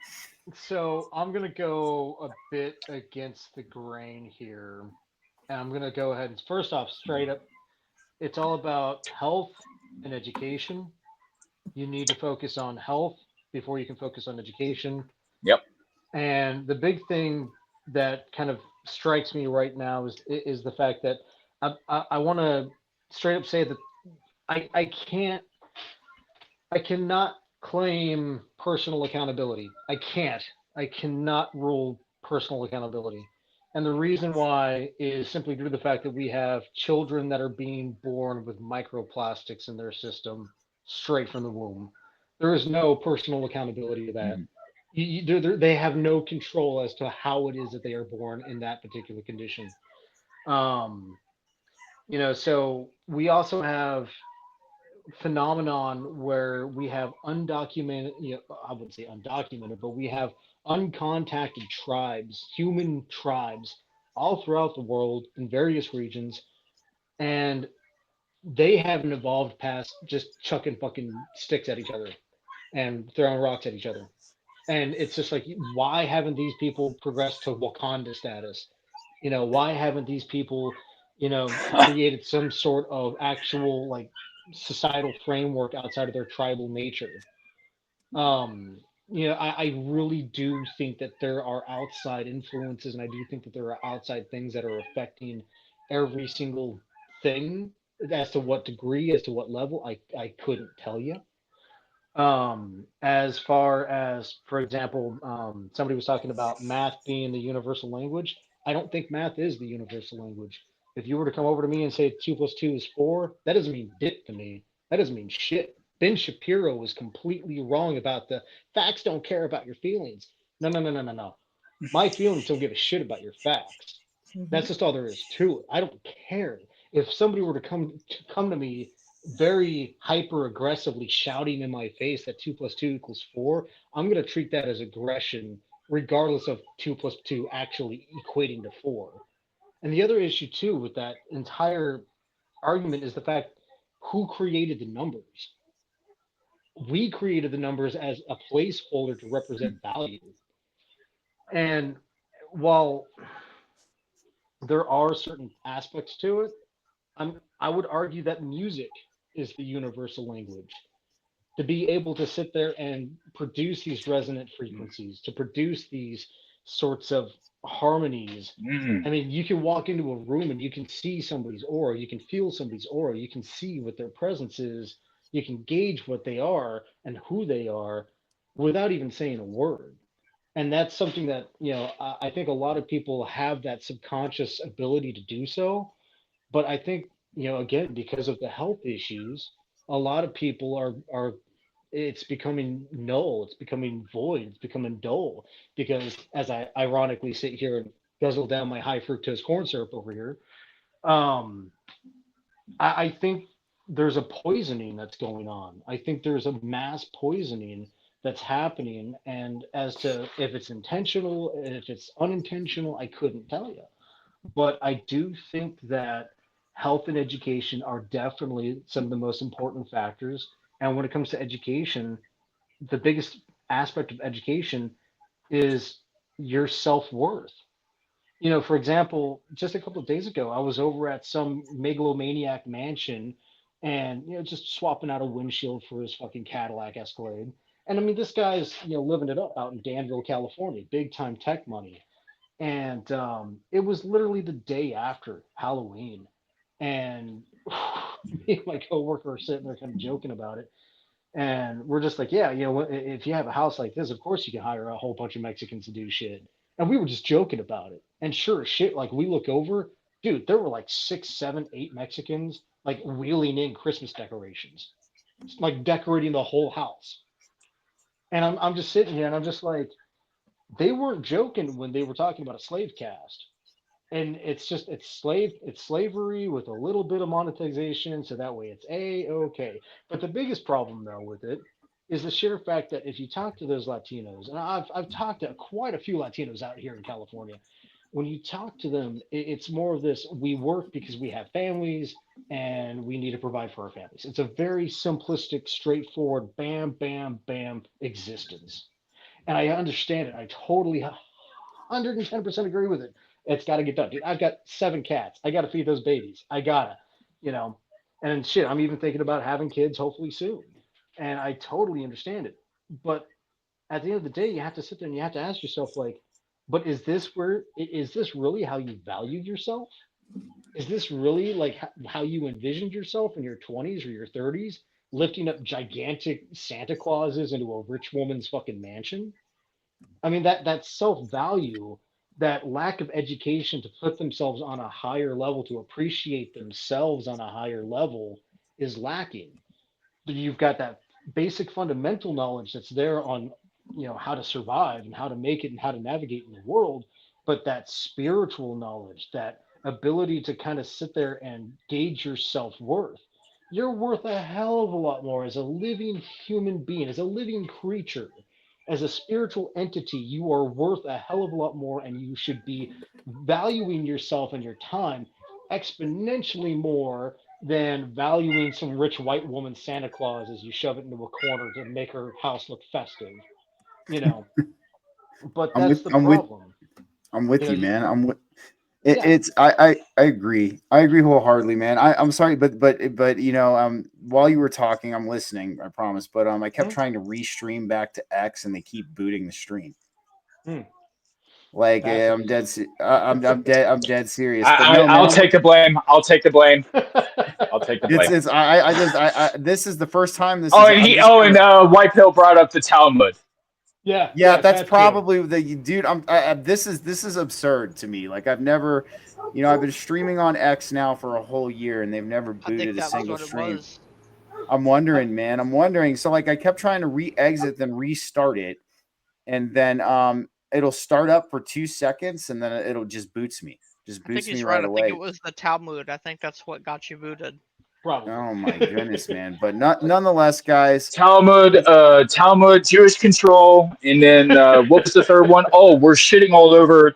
We're shitting all over the ceremony that just happened. Yeah, Nobody uh, on X wants to hear that. The whole big yeah. party on X wants to hear celebration, celebration. I You'd know, actually, man. you'd be It's surprised. yeah, You'd be surprised by but that. all right, guys, let's get some closing thoughts. Let's keep them a little bit short. I do got to get up for work tomorrow, so let's start kind of in line. Let's go with Mr. Urban. Let's get some closing thoughts, and then we'll move to Freeman and Sneath, Kyle, Rachel, Andrew, and then White Pill. I'll keep it relatively simple. I think at the end of the day, I think the only thing that will benefit us as a collective is to continue asking questions about every single thing we see. I think everything we see right now is designed to fool us. I won't say the extent. I won't say how. I don't know. I wish I did. I wish I could tell the future. But I think everything we're seeing now is designed for us, to fool us, to put on a show for us. So no matter what the narrative is, I don't care if it's left, I don't care if it's right, we need to find the holes in the narrative. We need to find the parts of the narrative that we can question it. We need to ask those questions. We need to pursue the answers to those questions. And we need to not let off the heat. Because at the end of the day, if you go back to the founding of this country, the founding of this country was set up on the fact that we would have people like us to grill the government, to question the government, to continue asking questions, to keep the heat on. You know, if you want to go in, you know what the Hegelian dialectic is, this idea of black and white. You know, if you've got the government, which is power, and you've got the mob, which is no power, you've got to balance the two. So the government, our duty in the traditional sense of things under the establishment of this country is that we are going to have to grill the government. That's our duty as citizens. Either you have power, you're a member of the government, you're going to maintain your power, or you're a citizen and your duty to the government is to grill the government on what it's doing. We need to ask questions. We need to not let the heat up, and we need to not be satisfied with what we have all the way. Excuse me, all the way, because at the end of the day, I think everything's controlled to a certain degree. So we just need to be aware. We need to see what was going on around us, and when in doubt, you know, turn on the TV, see what the news is saying, get the consensus on the news, and then just think the opposite. I mean, that's basically the only way I could explain it now. Whatever the news tells you to believe, you just need to think the opposite, because the news is, and they've gone to new lows. I mean, some of the stuff I've heard during this presidential election cycle has just been ridiculous. I mean, you got people going up on the news saying Donald Trump's going to bring back segregation. Come on now. I mean, if you really believe that, I mean, I don't know whose fault it is. Is it the news' fault? Is it your fault? But that's just crazy. but Uh, but they're getting desperate, so you need to question everything you see. I'm with you, man, 100%. And it's we can't allow ourselves to fall back into the mob mentality. There's a lot of people in the conscious collective, I feel, that have kind of allowed themselves to kind of fall back into it. And Before you we end, let me go ahead and just leave this quote. I wish I had the proper attribution, but the quote is, "Believe none of what you hear and only half of what you see." So people need to live by that. Believe none of what you hear and only half of what you see. I love that, man, and that's a good note. Josh, I want to thank you so much for being here, dude. I You're appreciate always welcome here, man. Freeman and Sneath, let's get some closing thoughts. Let's hear what you two have to say about everything at this point in time. And again, thank you two for being here. I know this was a very large panel and a lot of talking, and thanks again for your patience and joining us tonight. No, absolutely. I think that everybody that was here had a lot that they had to offer, a lot of different perspectives. And I think one of the most important things that we can take away from tonight is how we still have the capacity to respect each other, to listen to one another, even though we have some radically different ideologies, some radically different beliefs on how to fix what's wrong with our country. Obviously, I don't necessarily believe what some of the others believe, and they don't believe necessarily what I believe. But what's important is that we can set those differences aside, to be respectful to each other, to listen to each other. I know that there are a lot of people who really disagree with the government we have right now. Idealistically, it would be wonderful if we could all live together in harmony and nothing ever happened that went wrong and we didn't have other foreign threats to worry about. It would be great. And I think we can all agree that what we have right now is garbage. Personally, I don't ascribe to the idea that just because this is trash right now, that all government has to be trash. And so I think that we, in spite of our differences, can find common ground to work towards things. If you want to start a commune, I'm all for it. Like the American Capitalist Party can help you do that better than what you can do it now. It can facilitate that easier than what you could start a commune with now. And personally, I've been a part of the anarchist groups. I know how much dysfunction is there. I know how much infighting goes on there. We left that years ago because it just seems like the same arguments over and over. Nothing gets done, nothing gets accomplished. And so we are at a point that the infighting, all of us bickering together, it just allows what is happening right now to get worse and worse and worse and worse. And that's a casualty of any organizational structure that's dysfunctional. The Libertarian Party, this election cycle, has seen that exact same dysfunction come about, that infighting. I think you're going to see that the Democratic National Party and a lot of the state Democratic parties are going to really start to crumble and have a lot of cracks show because of that infighting. And that's not going to be attributable to one group or ideology or another. It's a dysfunction in that organization and the overall structure that we have to learn from and grow from and pick the chair up and rebuild.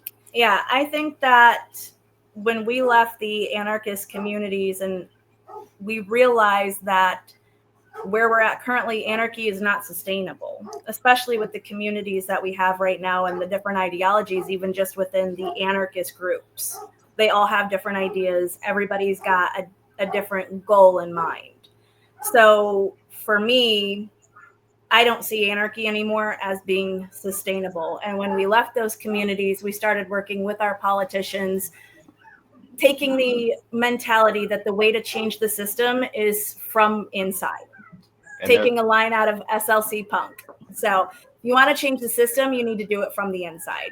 And there are certainly ways, and many people here are happy that Trump won. I'm happy that Trump won so that we had a free and fair election. But if he ends up dismantling the Department of Education or the EPA or the FDA or any of the others, great. Smaller government, less government intrusion. Let's get there. And maybe it is Trump, maybe it is the RNC, but it works towards a smaller government, closer to no government. But at some point, even among a small collective in the middle of the desert, there's certainly some sort of common rules of agreed upon respect, engagement, cooperation, especially in times of crisis. And there's enforcement when people's rights get violated, when those rules get broken, right? There's enforcement there. So for us, we feel that, and we encourage everybody to, check out the site. I'm not saying you have to love it, but I certainly feel like there's a lot there that people can identify with, and people can say, you know what? Yeah, I could see this working. Even if you don't necessarily believe that government is great, I think we can all agree that the more we can weed government out of our personal lives, the better things are for everybody. And find those 1 or 5 or 20 things of agreement that we can work together on. Support each other. Yeah. Exactly. And the one thing, while we might have some different ideologies here tonight, we do share one thing in common. We're fed up with this shit. I mean, it's just that's something we can build a foundation on. And we all want true freedom, and we all want the ability to lead our lives without government intrusion. So those are commonalities that we can focus on, and those are big things. And like I said, I've said, like right now we have bigger. We can argue about if you think the Earth is flat or not later. Okay, that's the mentality I'm taking at this point. Like, yeah, we can discuss that after we tackle what's in front of us. Then we can debate all you want if the Earth is a square or whatever, at that point. So I like that, and I like you guys' mentality too when it comes to that. And I understand where you're coming from too. And there has been a gross disorganization in the anarchist community. There has been a lot of infighting. And like we've spoken about this before. It could be half and half. Some organic, some infiltration. Like it could potentially be that. And I mean, you do have the infiltration that's playing off of human psychology and human nature at that same time. It knows the human psyche. It knows how we function. It knows how to push our buttons. So it's like it, so I'm with you guys, and I understand your frustrations with the community as well. Like I share the frustrations. I know Rachel shares the frustrations to me. Like, it's definitely, you all have valid points, and I love what you two do. And I love that you guys have consistently always stay true to yourselves, man. So thank you guys for coming on. I really appreciate that, man. And everybody's getting a recording tonight too, so you can do whatever you like with the show. I just want to let you know, if you guys want to air it or do reels, whatever. So Kyle, let's hear some closing thoughts real quick. Closing thoughts are stay vigilant, stay observant for sure. Everything that Urban said is fucking gold. Just I love hearing what he had to say, because I'm like, yeah. And Rachel, fucking platinum shit. I really like what she had to say tonight. Closing thoughts.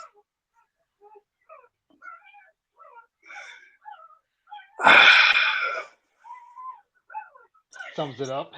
we're there is going to be a really turbulent ride. It's going to be a really turbulent ride. Stay hyper focused on, trying to take care of your family, your loved ones, health being number one for sure. Exactly what White Pill said. Do everything that you can to alleviate stress in the sense of, medicinals, and try to take care of inflammation, try to look into metabolic disorder, because I assure you, this whole grand solar maximum thing that we've experienced fucked a lot of people up.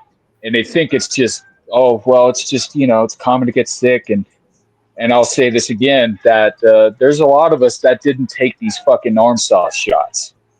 And we're catching, I thought for a moment, like not just a moment, for a long while there, the shed is prevalent.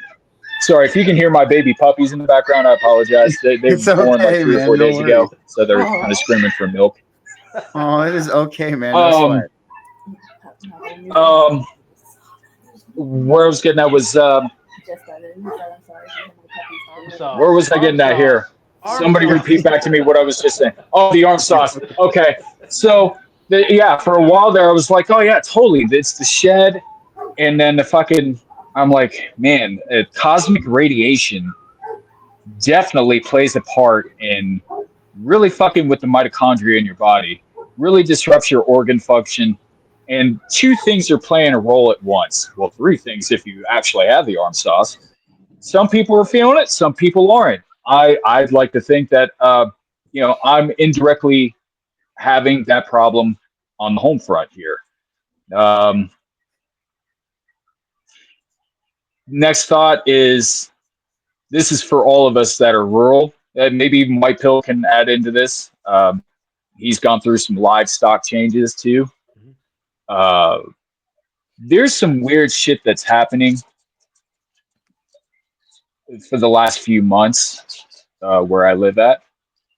My neighborhood's reporting that there's multiple drone sightings that are just flying over. It's not just like, oh yeah, personal use.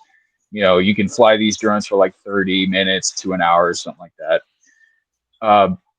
I talked to somebody last night that lives down the road from me that's reporting tons of drones just flying around at night, monitoring, red blinking.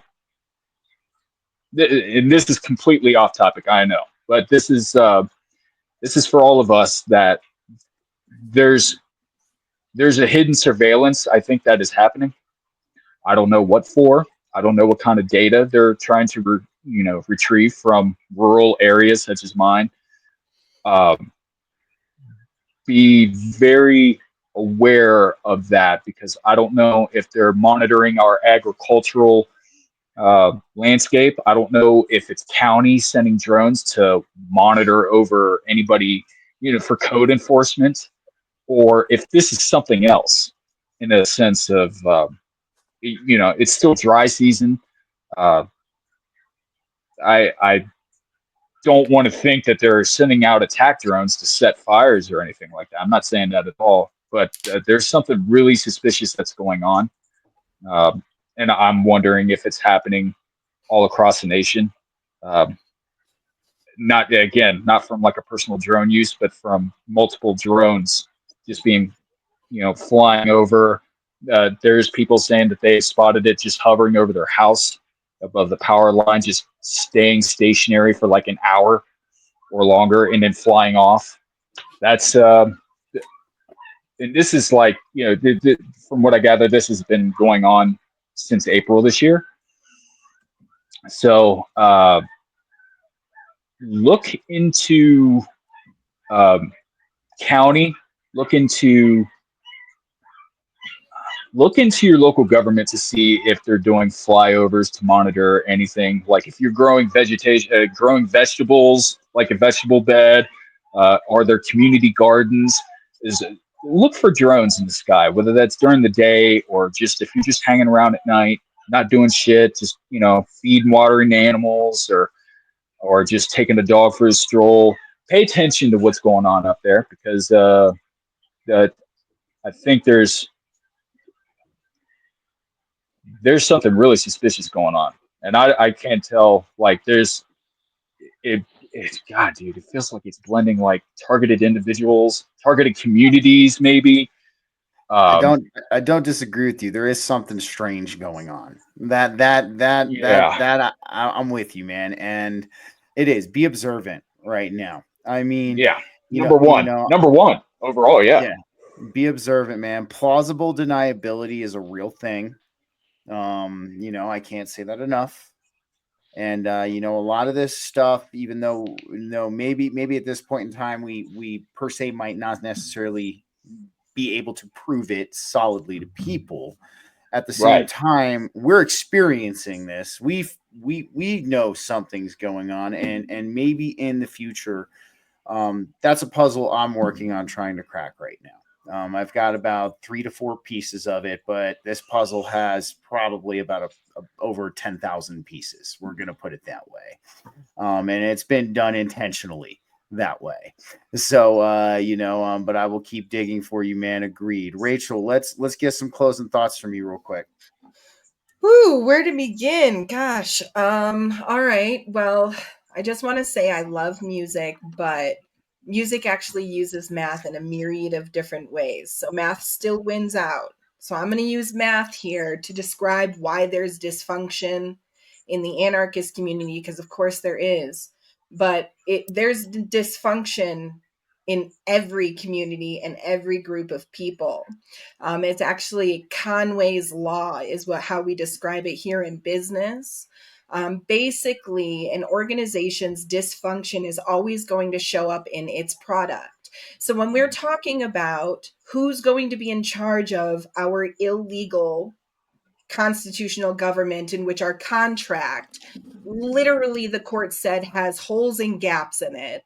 And the reason why the Constitution has holes and gaps in it is because they knew it would not get ratified by the farmers. And so it was up to the Supreme Court to fill in those holes and gaps. That ruling is called Marbury v. Madison. That was made in 1803. And the Supreme Court gave themselves the power of judicial review, or the power to rewrite the Constitution, to amend the Constitution, and to amend laws from the bench. Okay, so we have a huge issue here where the Constitution is actually illusory, illegal, and technically void. Okay, so when anybody as a group of people is working underneath an illegal and dysfunctional government, their product is going to be dysfunctional. So it doesn't matter if you're a Democrat, a Republican, the Green Party, the Libertarian Party, or any type of sect of anarchy. You're going to have dysfunction when you have illegitimate control over people. And so that's what we're dealing with. It's Conway's law. All right. So I am a true all the way. I like to go all the way to point A. Do I like hearing the truth? Hell no. There have been times where I've cried for months because I had to listen to the truth. You know what I'm saying? Like, whoa, man, the truth can be really harsh sometimes. And yeah, of course, I've put my fingers in my ears, blah, blah, blah. I'm not going to listen to that. I'm pissed off. I don't want to hear that shit, right? But the truth hurts. And that's just, it's not going to change just because it hurts. It's going to keep on walking down that path of righteousness and truth. You have the choice to follow the truth.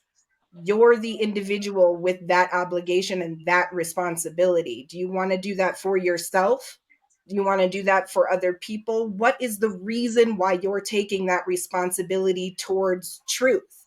Right? So, although I would like to say we're all going to find a solution here, we're going to get that working together agreement. Maybe the working together agreement is agreeing that we actually need to have a constitutional convention so that we can fix the illegal holes in our government.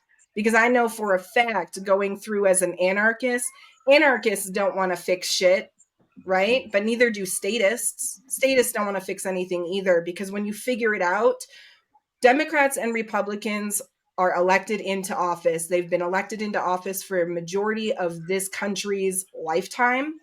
And they're in charge of writing the election rules. They write their own election rules. So it doesn't matter if somebody is on a primary ballot and that the state tells you that they have to be on a primary ballot and announce their candidacy 90 days before the election, because the courts, who are illegal, have already ruled that if they were to go and enforce the election rules against the parties, that it would actually violate their right to association. So any type of law that gives you election rules is actually unconstitutional on its face and violates any candidate's right to associate with anybody else. But we have this problem of judicial review and judicial activism, which is underneath judicial review. This is where they literally just whimsically change legal definitions. We have a legal dictionary in this country. It's called Black's Law Dictionary. We have 12 editions of that. When we first started out, it was written in 1881. It had literally 2 definitions of regulation. Now it has 13. The original definition of health was absolute. It was outside of government control. You could not regulate it as the government. Guess who came in and said that they get to do that under general welfare? That would be the Supreme Court, Jacobson v. Massachusetts in 1905. So then we have Citizens United, where it says that corporations are actually superhuman. They get to do just whatever the hell they want, and we're stuck being less than human now. What is that? Individuals always are the bottom. They're the foundation. They're the principle for our freedom, for our governments, for our authorities that we're supposed to be obedient to. And if our authorities are illegitimate, if they are illegal and they are just full of shit, they're full of shit criminals, they're stealing money from us, they're pedophiles, and they need to stop. And I personally don't want to sign a fucking contract away, my whole life away for this, so that I can give it to them. And I know I'm being emotional, but that's the damn truth about it. Do the math. I love it, man. I love it. And then the one thing about everybody tonight, man, is we're also passionate about this. Yes. Like, you know what? I hate the government. I love everybody here. Shout out to Alex. If it wasn't for him, I wouldn't even know Steven, you know? So like, mwah. I love you guys. Dude, exactly. So I mean, this is part of it, man. Like, you know, we have to, you know, the passion that drives us through this.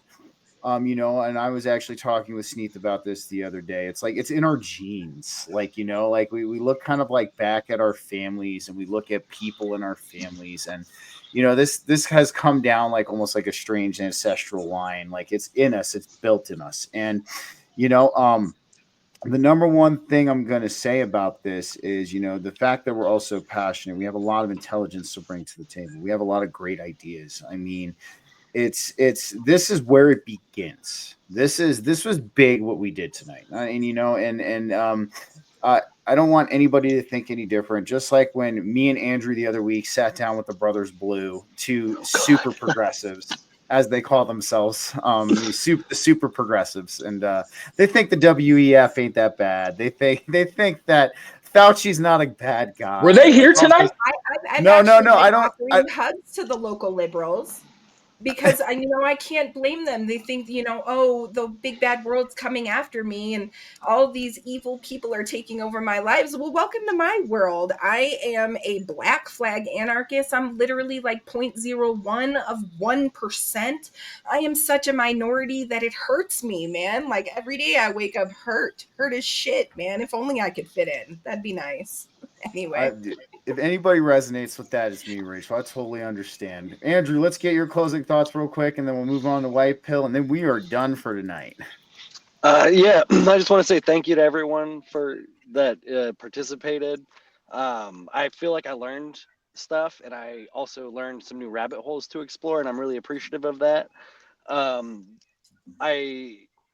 This is how we begin to solve problems, is this sort of collaboration. I'm normally not this like optimistic and excited as a person. I'm generally more mercurial. I can be really, really melancholy at times, but being included in this is it's energizing and motivating. So thank you all. I do make YouTube videos, but like I'm not a normal content creator, but I would like to maybe work with you all more, because you all have said things that I wanted to unpack much further, but in this forum is not the best place. So I might reach out to you if I do. Yeah, or you can reach out to me. I would love that, and I'll end it there. Thank you very much. Guys, check him out. He does great videos. Heavyweights, light feels. I love that name, and that was actually one of the things that attracted me to you, man, because that's just a solid name for what you do. It's amazing. And no, Andrew, you are always welcome here. Always, dude. You just hit me up if you want to do a show, man, and we'll get one done. Thank you. Know how yeah, of course, man. All right, Josh, let's get your closing thoughts, and then we are gonna sign off for tonight. I'm gonna make it short. Do you know how you break a cycle? Let's hear how we break a cycle. You realize it's a spiral. You turn it on its side. You start looking at things in a different perspective. And you know what causes a lot of disorder? Disharmony. I'm leaving it at that. I love it, man. I love it. Short and sweet. Well, the number one thing I'm gonna say is I think we number one, doing a panel this large was the first time. I think we're gonna do a smaller one next time. But that way it was not a bad test run. It actually turned out way better than I thought it was going to turn out. It wasn't. Personally, I've loved the opportunity to chat and with everyone here and hear their perspectives, etc. Andrew, Urban, Blackwell, looking forward to possibly talking to you guys more. And again, Stephen, thank you so much for the opportunity to come on and share a little bit with you. Look forward to next time. Anytime, man. We will be doing a show with just you and Sneath in season 3. Let's get to some dates in January that'll work for you guys. And we will do a solo show on the ACP. And other than that, guys, the number one thing I want to leave everybody with tonight is this was actual progress. It was, I think I've said this ad nauseum, and this is something that I truly feel is real. We have been so hyper conditioned to think that everything is super complex. From our health to government to society. And yes, there are little bits of complexities that do lie there. I'm not going to deny that. But when one of the biggest things I've seen is simplicity is the basis of a lot of this existence.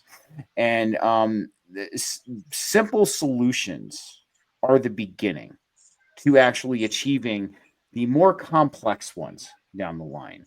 Breaking bread like we did with each other tonight and sitting down and discussing our different ideas. And yes, while we might have different ideologies, we all truly do rally around a common great goal. And that should be where we put our focus from here on out.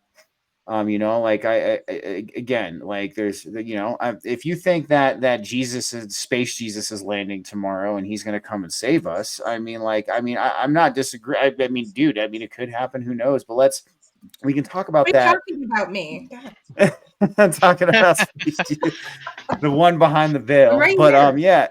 yeah, I know, right? It's like, but you know, like right now we have bigger things we need to tackle on. You know, we need to focus on, and that's always been my thing. I know sometimes we can get looped back up into the mob mentality of things. We can, you know, get angry at the left, get angry at the right, like, you know, see everything that's going on, man. But honestly, the biggest way we're going to give them the biggest fuck you at this point is to not give them what they want.